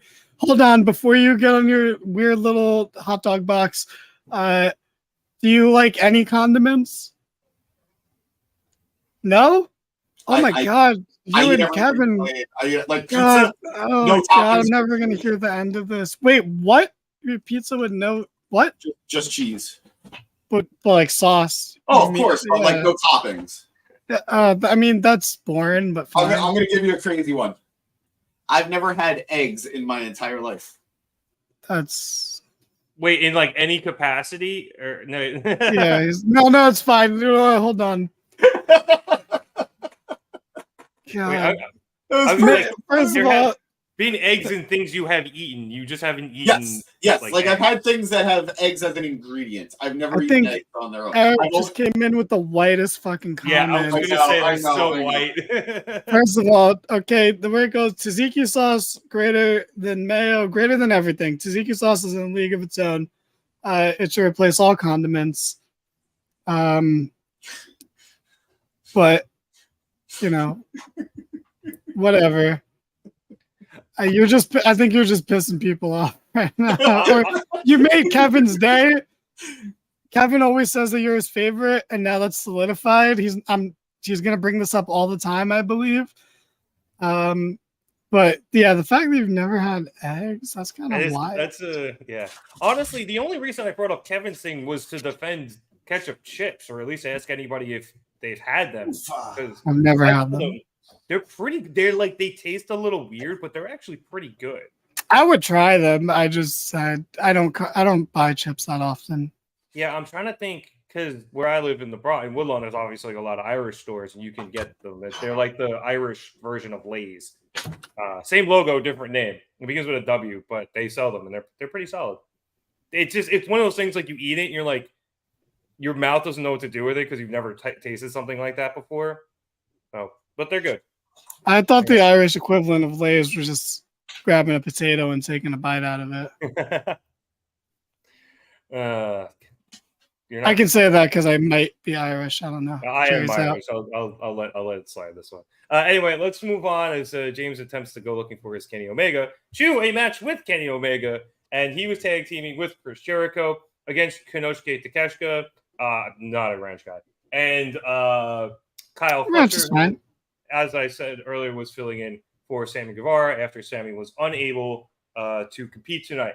Also, we had that carny piece of shit, Don Callis, on commentary. This match was good. It was actually fairly long when it spanned 2 commercial breaks. And throughout the majority of the beginning of it, Takeshita and Fletcher were able to dominate most of the match outside of the very early parts when Jericho was starting, and then Kenny's hot tag. Eventually, Kenny and Jericho were able to fight back to a stalemate, and then we headed into the second commercial where Jericho was pretty much getting the shit kicked out of him until he was able to tag Omega back in as we came back from commercial. And there are the 2 Kenny Omega figures. This is the exclusive Kenny that came with the ring, the tights you can't find anywhere else. The only problem is, just like every other AEW figure from the original few waves, way too pale. Way too pale. They had to re-release figures because of how pale they were. And then this is the unmatched 4 Kenny Omega. Were they taking like the 3D things when they didn't have spray tan on and was throwing everything on? I had nothing to do with it. Everybody was pale. It was crazy. Like the Bucks were pale, Kenny was pale, Jericho was pale, Cody was even whiter than he normally is. Will Hobbs pale. he came later down the line when they fixed that. Not enough melanin in the paint. Anyway. As I was saying, Kenny Omega was able to get the hot tag, and he was able to work over Fletcher for a bit, eventually taking him out with one of his great knees and going for the pin, but Fletcher was able to kick out. Kenny then lined up Fletcher for a V-trigger, but Takeshita came in and interrupted. However, Kenny was able to fend him off, hitting him with a knee to the back and then a snap Jordan suplex, sending Takeshita out of the ring. Omega then went for the V-trigger again, but Fletcher had recovered, and he came over and hit a high kick to Jericho and went to set up a Michinoku driver, but Kenny was able to counter, and as that counter happened, Jericho stepped into the ring. He hit a code breaker. Omega then scooped up Fletcher onto his shoulders, hit the one-winged angel, and was able to pick up the win. Back on commentary, Don, that carny piece of shit, started screaming and yelling about how Fletcher screwed him, and he threw the headset down and started head to the ring. Jericho and Omega notice this and start yelling at him, and while they're distracted, they get blindsided out of fucking nowhere by the aforementioned powerhouse Hobbs. What? Hobbs, literally in this match, that's kind of the point of what he was supposed to be. Anyway, Hobbs quickly dispatches of Jericho and focuses attack on Omega, taking him into the crowd, throwing him into chairs, over chairs, eventually trapping his neck in a guardrail, throwing him back into the chairs, and eventually returning him to the ring. Takeshita, who had recovered by this point, and Hobbs duct tape Omega to the ring ropes, and the two of them with Callis start attacking him, including with a chair. Jericho attempted to come in, but he was just so beat to hell, and Hobbs was able to wear him out with the chair. And eventually, Hobbs goes to take the chair to the defenseless Kenny Omega, but as we see, Don instead asks requests to do it himself, and he delivers the unprotected headshot to Kenny Omega, to which Excalibur said, and I thought this was a great line, it moved from what I hoped was a bygone era of wrestling. So, James, I always go to you first on all things Kenny Omega. Ken he finally got a dub because he just put out 2 fucking Kenny Omega action figures. I kind of have to go to him first on that. He was giving one of them away, so like. No, I'm not. Space Boy, we're really happy to have you here, but I can't give these 2 away. But I'll give a different one away. James, despite the audible with Sammy Guevara to Kyle Fletcher, I thought this was a very good match. I really enjoyed it. They gave them a lot of time on, obviously, but the news here is Powerhouse Hobbs joining up, definitely with the Don Callis family. What is that? just a little lightning effect. I got into my toy box and it looks like I'm shooting lightning. Your toy box? Yeah, I have a toy box. You're 39 years old, man. I am not that old. I still have mine from when I was a kid, but it's in my grandmother's garage. It's got like Buzz and Woody and a bunch of Hesh trucks in it. Yeah. Wow, it's like you didn't even watch Toy Story 3, putting Buzz and Woody in a toy box. Anyway, you did it? Not through. I saw like the last hour of it. What the? I don't have the last hour of a movie. That's so much of a movie. A weird part to watch. Yeah, it was on like I saw house. like the last 15 minutes. I bet okay, like but like the last hour. That's Maybe most of the might movie. Have been less. It might have been less. It was less. probably an hour and 20 minutes. I was at my aunt's house. One of the little kids put it on. I was outside for most of it. I came back and I was like half watching it, and I got really sucked in at the end. I would ask if you cried, but you're a robot, so it's we know the answer. Yeah, no, definitely didn't. James, Matt, Powerhouse, please. Yes. Spaceboy, yes, I do have more WWE and AEW figures off shelf. I enjoyed the matchup. But just like earlier, I was talking about that monkey's paw that comes with professional wrestling. I've been dying for Kenny Omega to get a win in a AEW ring for a long time now. And of course, he finally does. But then he gets decimated after. Decimated. There's a lot going on there. It was it was almost better when he was losing. But I enjoyed the matchup. I know not everyone's hot on Kyle Fletcher, but as a big Aussie Open guy, I am very big on both of those guys. And I think Kyle Fletcher has all the potential to be a star as a singles guy if that time ever comes. And I appreciate the fact that they're not taking him off. This is the second time his partner's been injured, and I appreciate that they're not taking him off TV every time he does get hurt. I was a little annoyed. How deep do we want to dig into interrogating James about his belongings? I don't know. But I was kind of annoyed that Fletcher wasn't involved in the post-match beatdown. I know that Callis said on commentary that he was mad at Fletcher for costing them the match. But it'll be interesting because Fletcher and Aussie Open are a part of United Empire, which is Will Ospreay's faction in New Japan. So I wonder if this means that maybe this is the seeds being laid down for Ospreay to split from Don when the time comes. What the fuck? Okay, I really just saw it. There was a whole lot going on there. But yeah, I enjoyed the matchup. I am super, super, super excited for Hobbs to be in this group because I think this is a group I think Don Callis will do a great job with Hobbs. But I am a little worried about the timing of it all, simply because it feels like we're at the part of the story where Team Kenny should be picking up wins now. And I don't want Hobbs to come in to immediately start losing either. I don't want that. So I don't know where we go here from this story. I'm really ready for it to be over.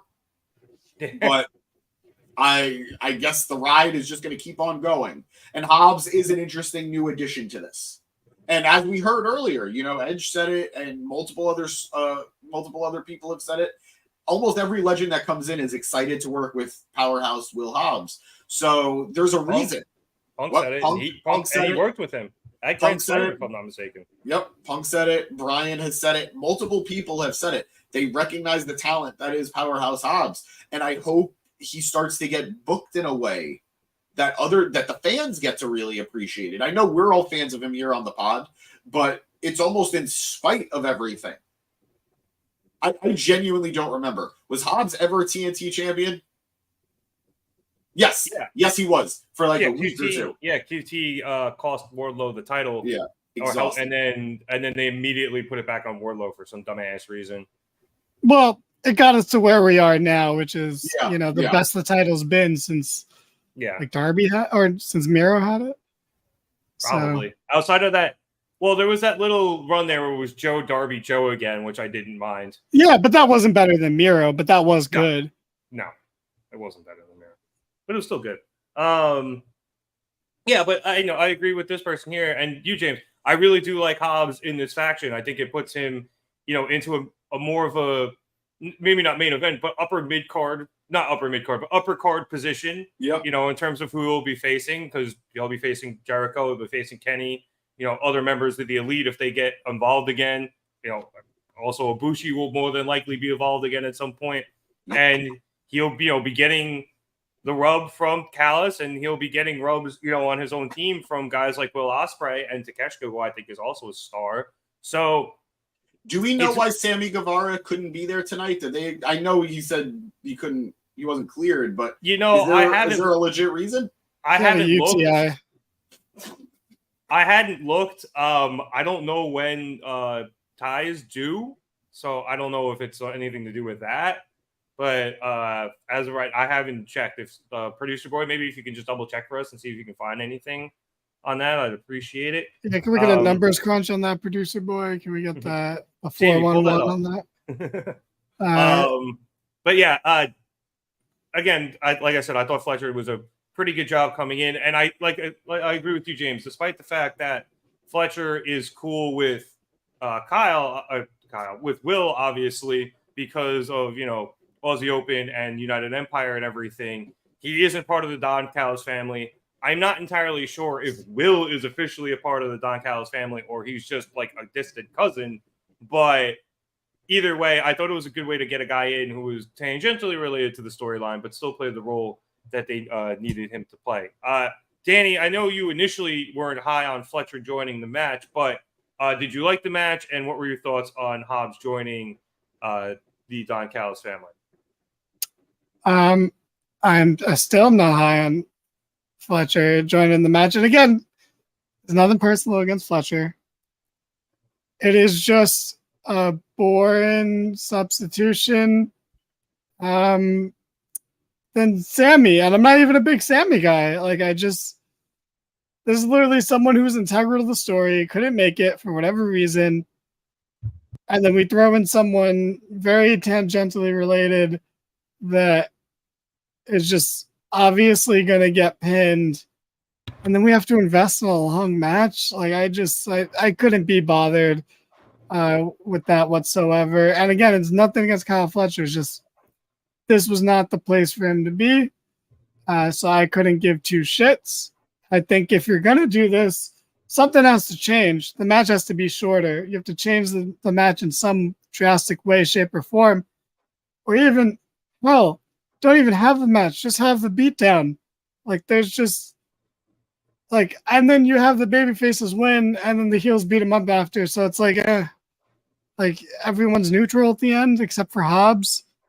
But Takeshita lost. He didn't get pinned, but he still lost. Babyfaces won, but then they got beat up. So it's 50-50 booking in one segment. I just didn't care. But I'm into Hobbs being there because that's so different and so wild. Where it's again, if you were like, fuck it, our plans had to change, let's go balls to the walls, put Hobbs in the match and then have the heels win. Then because that'd be a fucking shock. He comes in immediately, pins Jericho. What? That'd be a sick way to start it off. But I'm into the Hobbs thing. So this week doesn't matter. I will never think about this week again. I will remember it next week, or I just won't think about it. So it doesn't really matter. But to me, it was a match I wasn't super into that got even less interest in because someone who's not going to be a big part of the story was in it instead.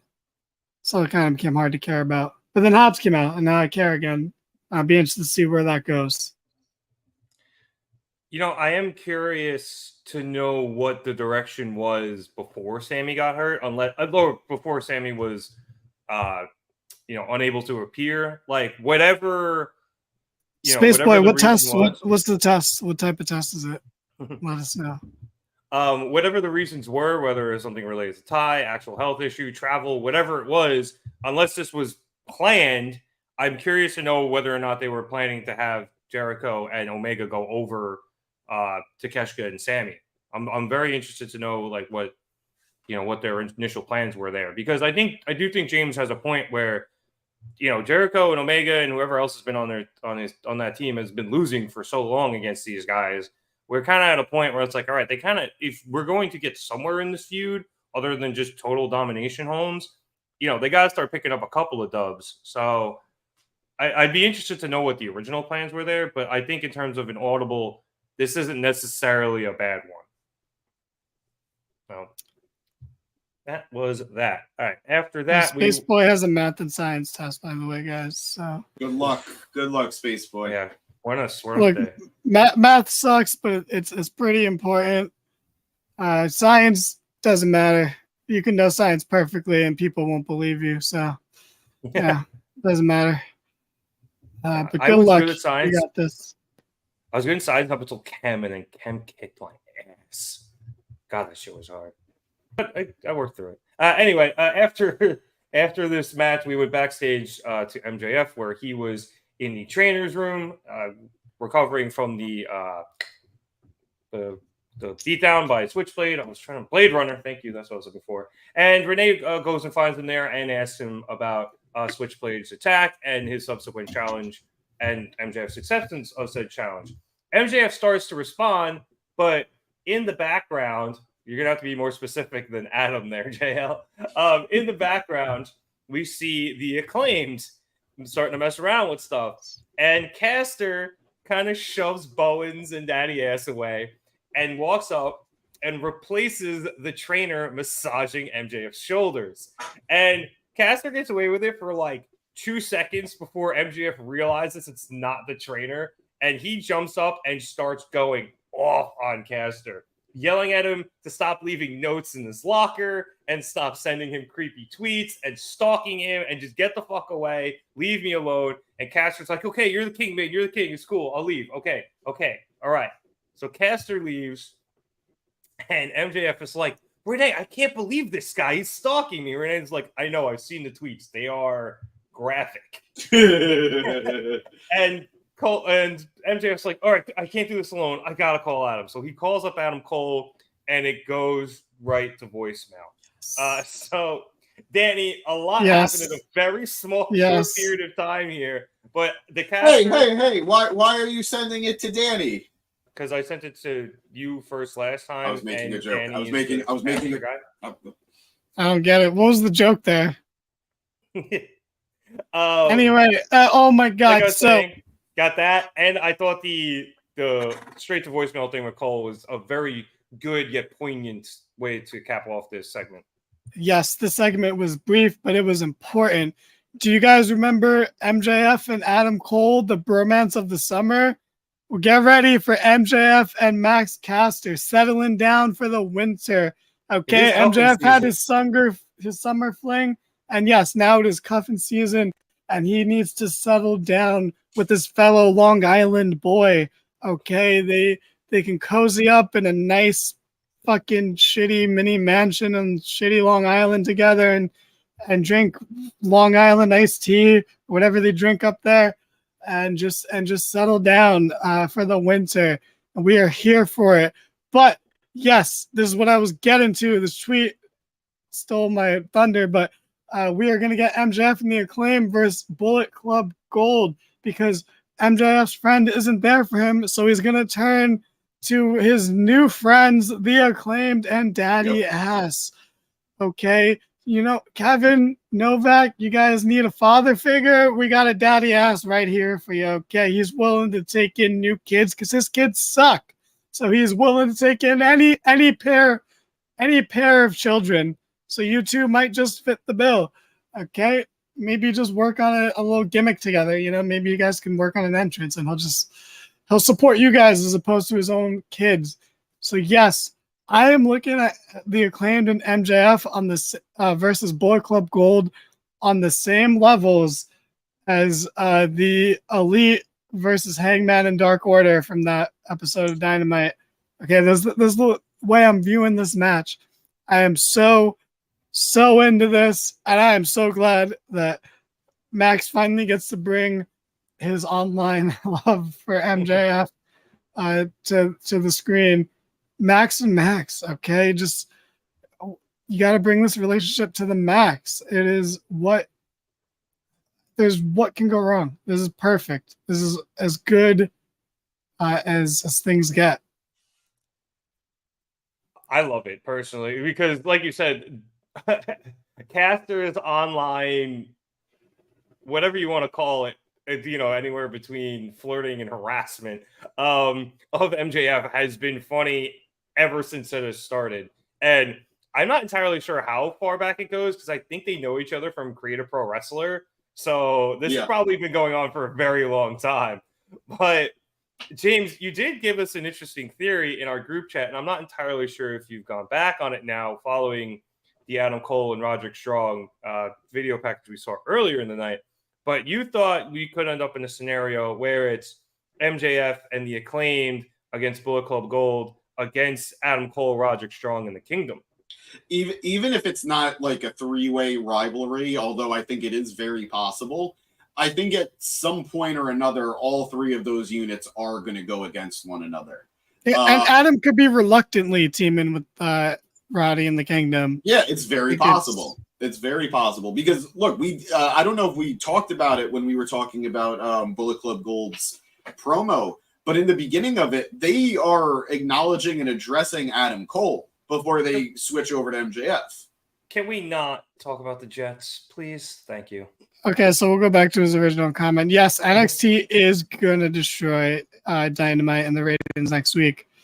I have little to no doubt about it. And they put more effort into next week's NXT than they did the entire Wednesday Night War that they were fighting. Like the original feud, they brought in Charlotte.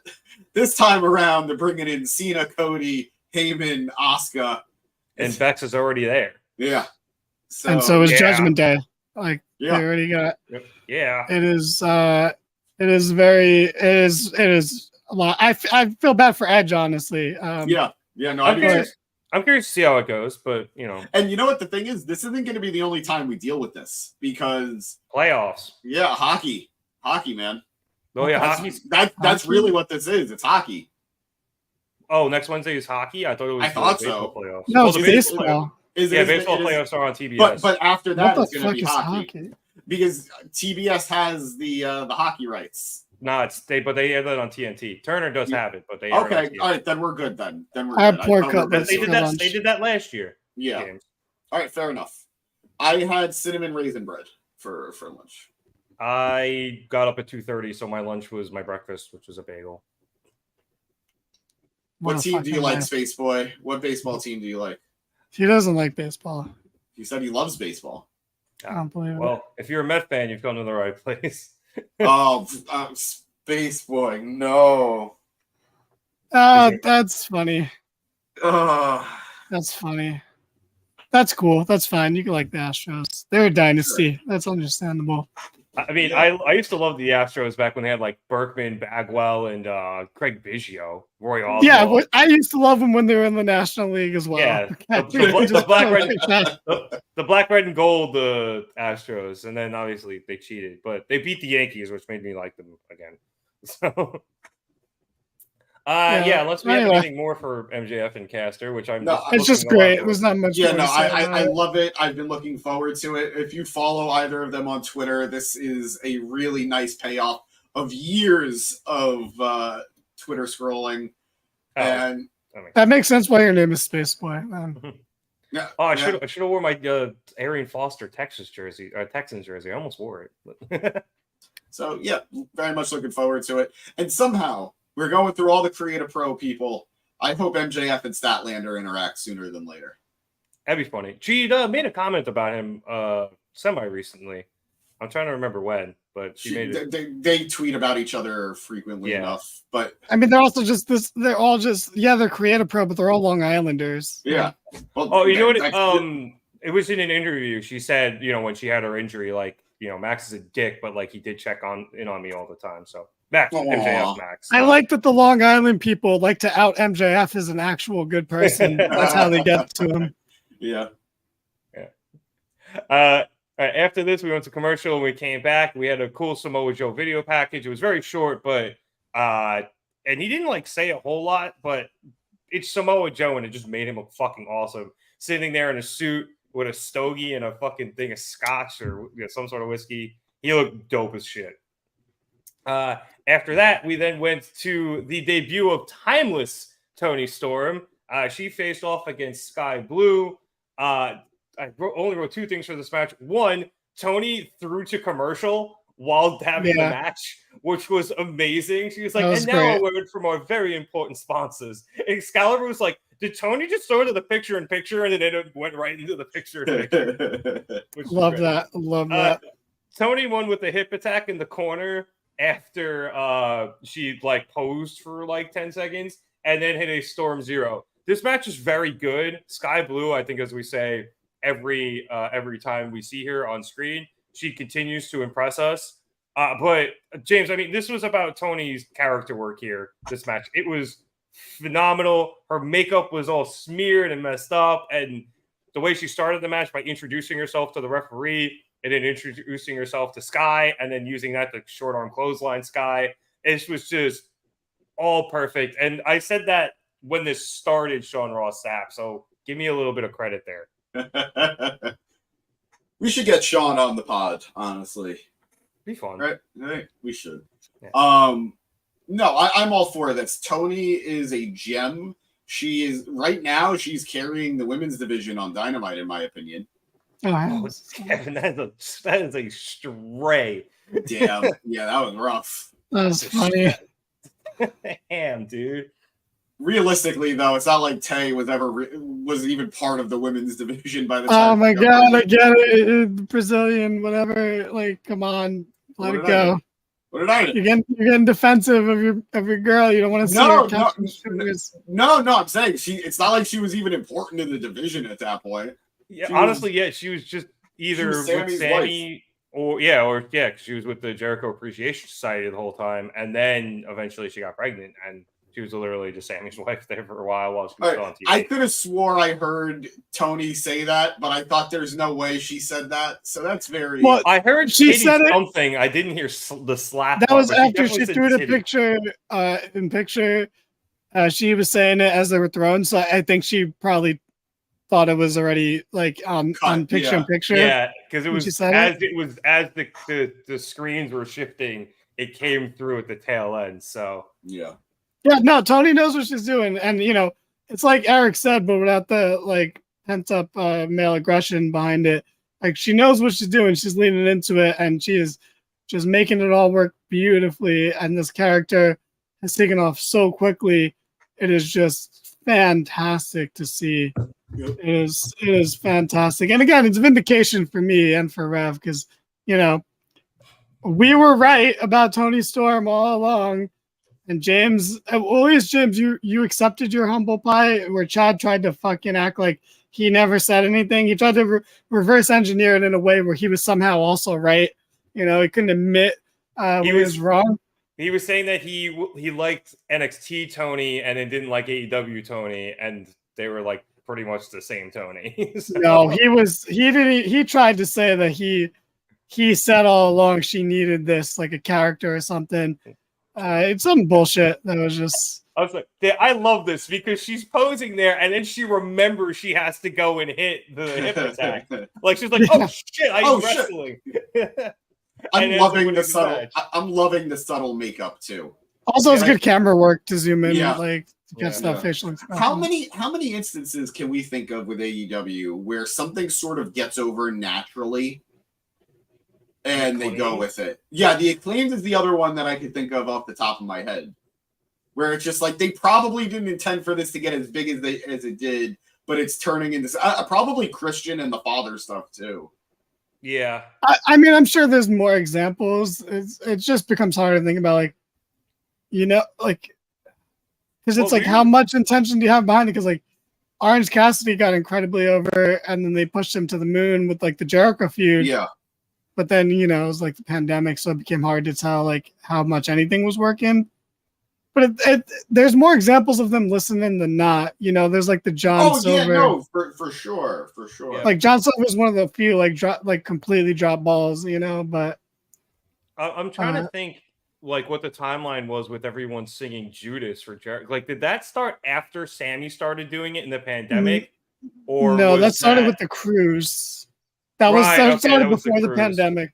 You're right. It was the cruise. But then it became funny during the pandemic because the wrestlers were doing it. Yeah. And then as soon as the crowd started showing up, they were dying to do it.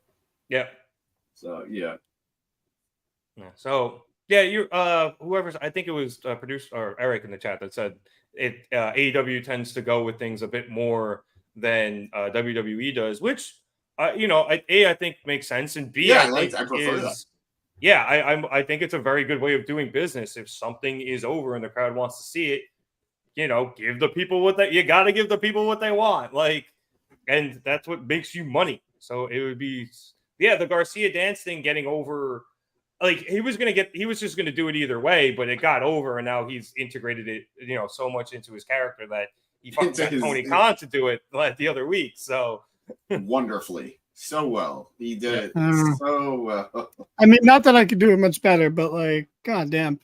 But yeah, to tie it back to we're talking about the match. It is, and Jim said earlier, we've said it in previous points, but it is very nice to see. One of the women get a chance to develop that character and to have the consistency, which is important. That's the thing, right? Britt Baker got over through consistency. When she had those vignettes when she was in the wheelchair, she was the role model. She got over because there was one every week, and it had time to catch on. And it got over that. You just need to give them a chance. Kevin can do the Garcia dance perfectly. He is an excellent dancer. I can vouch for that. Kevin, if you end up coming to this the From Bottoms concert next month, there's a song I think you should do that dance too. I'll let you know if you come. But Rev, you want to come to maybe. I know a bunch of my friends would like to go. I was gonna say on the topic of Britt too, it wasn't just that she was able to get that stuff over with the vignettes, but she also delivered in the ring. After she was able to come back and get healthy, especially when she had that whatever hardcore match it was, and with all the blood dripping down her face. If I remember correctly, I don't even think she won that, but it was such a star-making performance after her building herself up so well on the microphone, both as the role model, and then she had the talk show for a bit, I think, in the pandemic. She did such a good job there and was able to deliver in the ring. And I think we're going to see that out of Toni Storm here too, because we know Toni can go. And now with this new character and her doing such a great job with it, I think that we're going to get, another full-blown women's star here. As a la Britt Baker at the top of the card, a la Saraya, who already came in with that level of stardom. So I'm looking forward to everything Toni does in the near future. I think it's going to be great. And as we were discussing earlier, I hope they figure out a way to do this where it's not necessarily for the title, and Toni is just having good storylines and good feuds, because it's very clear that the men can do that, but they give the women so little time, it's difficult for them to do the same. So hopefully this literally forces Tony Khan's hand, and allows the women to get more segments throughout the show. But speaking of the show, that was the last segment we had to cover. So coming off of Wrestle Dream on Sunday, James, I thought this was a very good follow-up. Obviously, we got to see Adam Copeland on Dynamite for the first time, and speak to us for the first time on the show. We got the Powerhouse Hobbs turn, and him joining the Don Callis family and that fucking carny piece of shit. I thought we had a great opening match with Nick Jackson and Ray Phoenix, and just generally, this felt like a very good follow-up to what was a very, very good pay-per-view. I completely agree. This is one of those Dynamites where, to me at least, I thought the backstage segments and promos were better than the actual ring work, or more memorable than the ring work of the night. But that said, the matches were also very good. I enjoyed the tag team with the Golden Jets and the Callis family. I did enjoy some of the matchups tonight. But again, I think there was a lot more groundwork being laid for the future and coming off of the pay-per-view. And I'm very much looking forward to Tuesday next week, both for Dynamite and for NXT. Yeah. And I also thought too that this was a very good, it was a pretty good celebration of 4 years of Dynamite. Like, yeah, they mentioned it a lot, but they didn't necessarily like change the entire show to celebrate it. But I thought they did a good job of showcasing, a lot of the people who were there in the beginning, which we've talked about throughout the show, and kind of showcasing some of the. Oh yeah, that's probably true. What game is that? What game is that he's holding? I can't really tell. Yeah, I can't tell. I know he's been buying. He bought an N64, and then he bought a GameCube, and he's just spending like hundreds and hundreds of dollars every time he goes to a different town. He comes back with like another old Nintendo system, and so he's gonna beat his ass. You can't tell; it's covered, like it's in the black there. See if you can pause it at the end there, producer boy, if you can for us. Well, I don't care about that, but Space Boy, I think the War Games is going to be Judgment Day versus Cody, Sammy, Kevin Owens, and Jey Uso. Now, what I think Blood and Guts is going to be is probably Team MJF versus Team Adam Cole. Or maybe Team Bullet Club Gold somewhere. I don't know. I feel like we're a long way away from Blood and Guts, right? Producer boy, I don't even remember when it is during the year. I don't remember if it's the like beginning of the year or the end. It's springtime usually. I felt is like it? just Spring going in. Yeah, we just had the BCC versus the Elite. Oh shit! Yeah, I'm sorry. Yeah. I'm forgetting the few times Kenny actually wins. Side note: producer boy saying it was the old Jetsons game. That's a really good tweet. Oh man, that is actually that is so good because that's the one thing. Look, WWE is on a fucking roll right now. Sign in fucking Brian Pillman Jr. What a waste of time and money. Holy shit! I mean, I don't want to get into it, James. I don't want to hear it. It's a bullshit waste of time. Okay, my guy is a waste of time. I'm not anyway, a Rev, guy. it was a good show. I'm a Griff Garrison guy. Yeah, no, he's not a huge Pillman guy. Look, the only thing I'll say about Pillman is I think, what he was doing in AEW versus what he could do in WWE. In terms of what they can give him, I think it was a good move for him. I agree. And I think he's not going to work on the main roster, but him going to NXT, he can develop there. Yeah. He can develop there. I like him. The man needs promo classes. Hey, man, you can clip that because I have no problem taking extreme stances on things I barely care about. It's called being on the internet. And being American. Yeah, that's my God-given right. That's my guy I don't believe in given right as an American to make an outlandish claim like that, but that'll never happen. My guy is a joke. He's a loser. That being said, I don't like a lot of people I meet at first, and then they go on to be my best friends. So, what the fuck do I know? Rev, send us home. Well, luckily, Danny, you and I had already known each other when we met again. So, unless you guys have anything else, I saw Space Boy wanted to do a Q&A, but you know what? We will do one in the near future. Also, James, I think it'd be pretty solid. Well, we have a shorter episode. We'll do a Q&A. We've been on for almost 2 hours. James, I think it might be a good idea for you, and I guess this would probably be more of an off-air discussion, but maybe a video with some of your wrestling figures would be pretty cool for the channel if you get some time. I'd be happy to. Awesome. All right. So, and if you guys want to see any of that stuff, be sure to like and subscribe.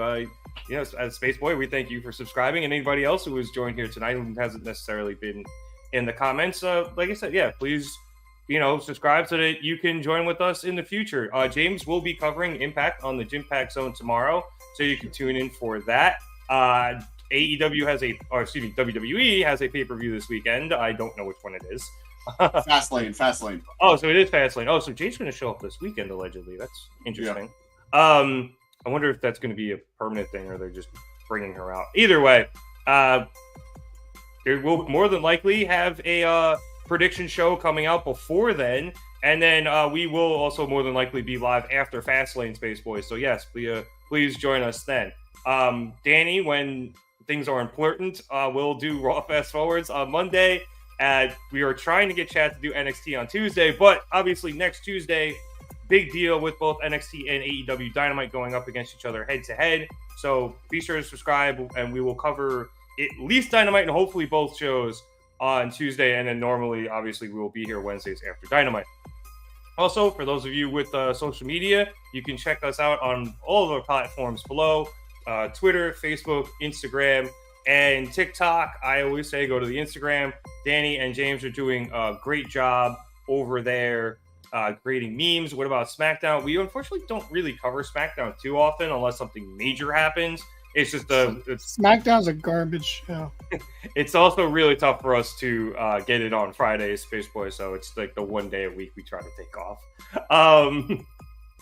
But yes, like I said, check out Instagram. A lot of great memes over there. Feel free to comment on the Instagram. Feel free to talk to us over on Twitter. Whatever, comment on Facebook. We do our best to respond to all you guys anywhere we can, whenever we can. So be sure to check us out on all of those platforms. So if you guys are all good, I would like to thank everybody for watching us here at the Market Down Podcast. So for Danny Hernandez and James Asante, my name is Nick Cummings. Thank you so much for watching, and we'll hopefully see you tomorrow night for the Gym Pack Zone. Have a good night, everyone.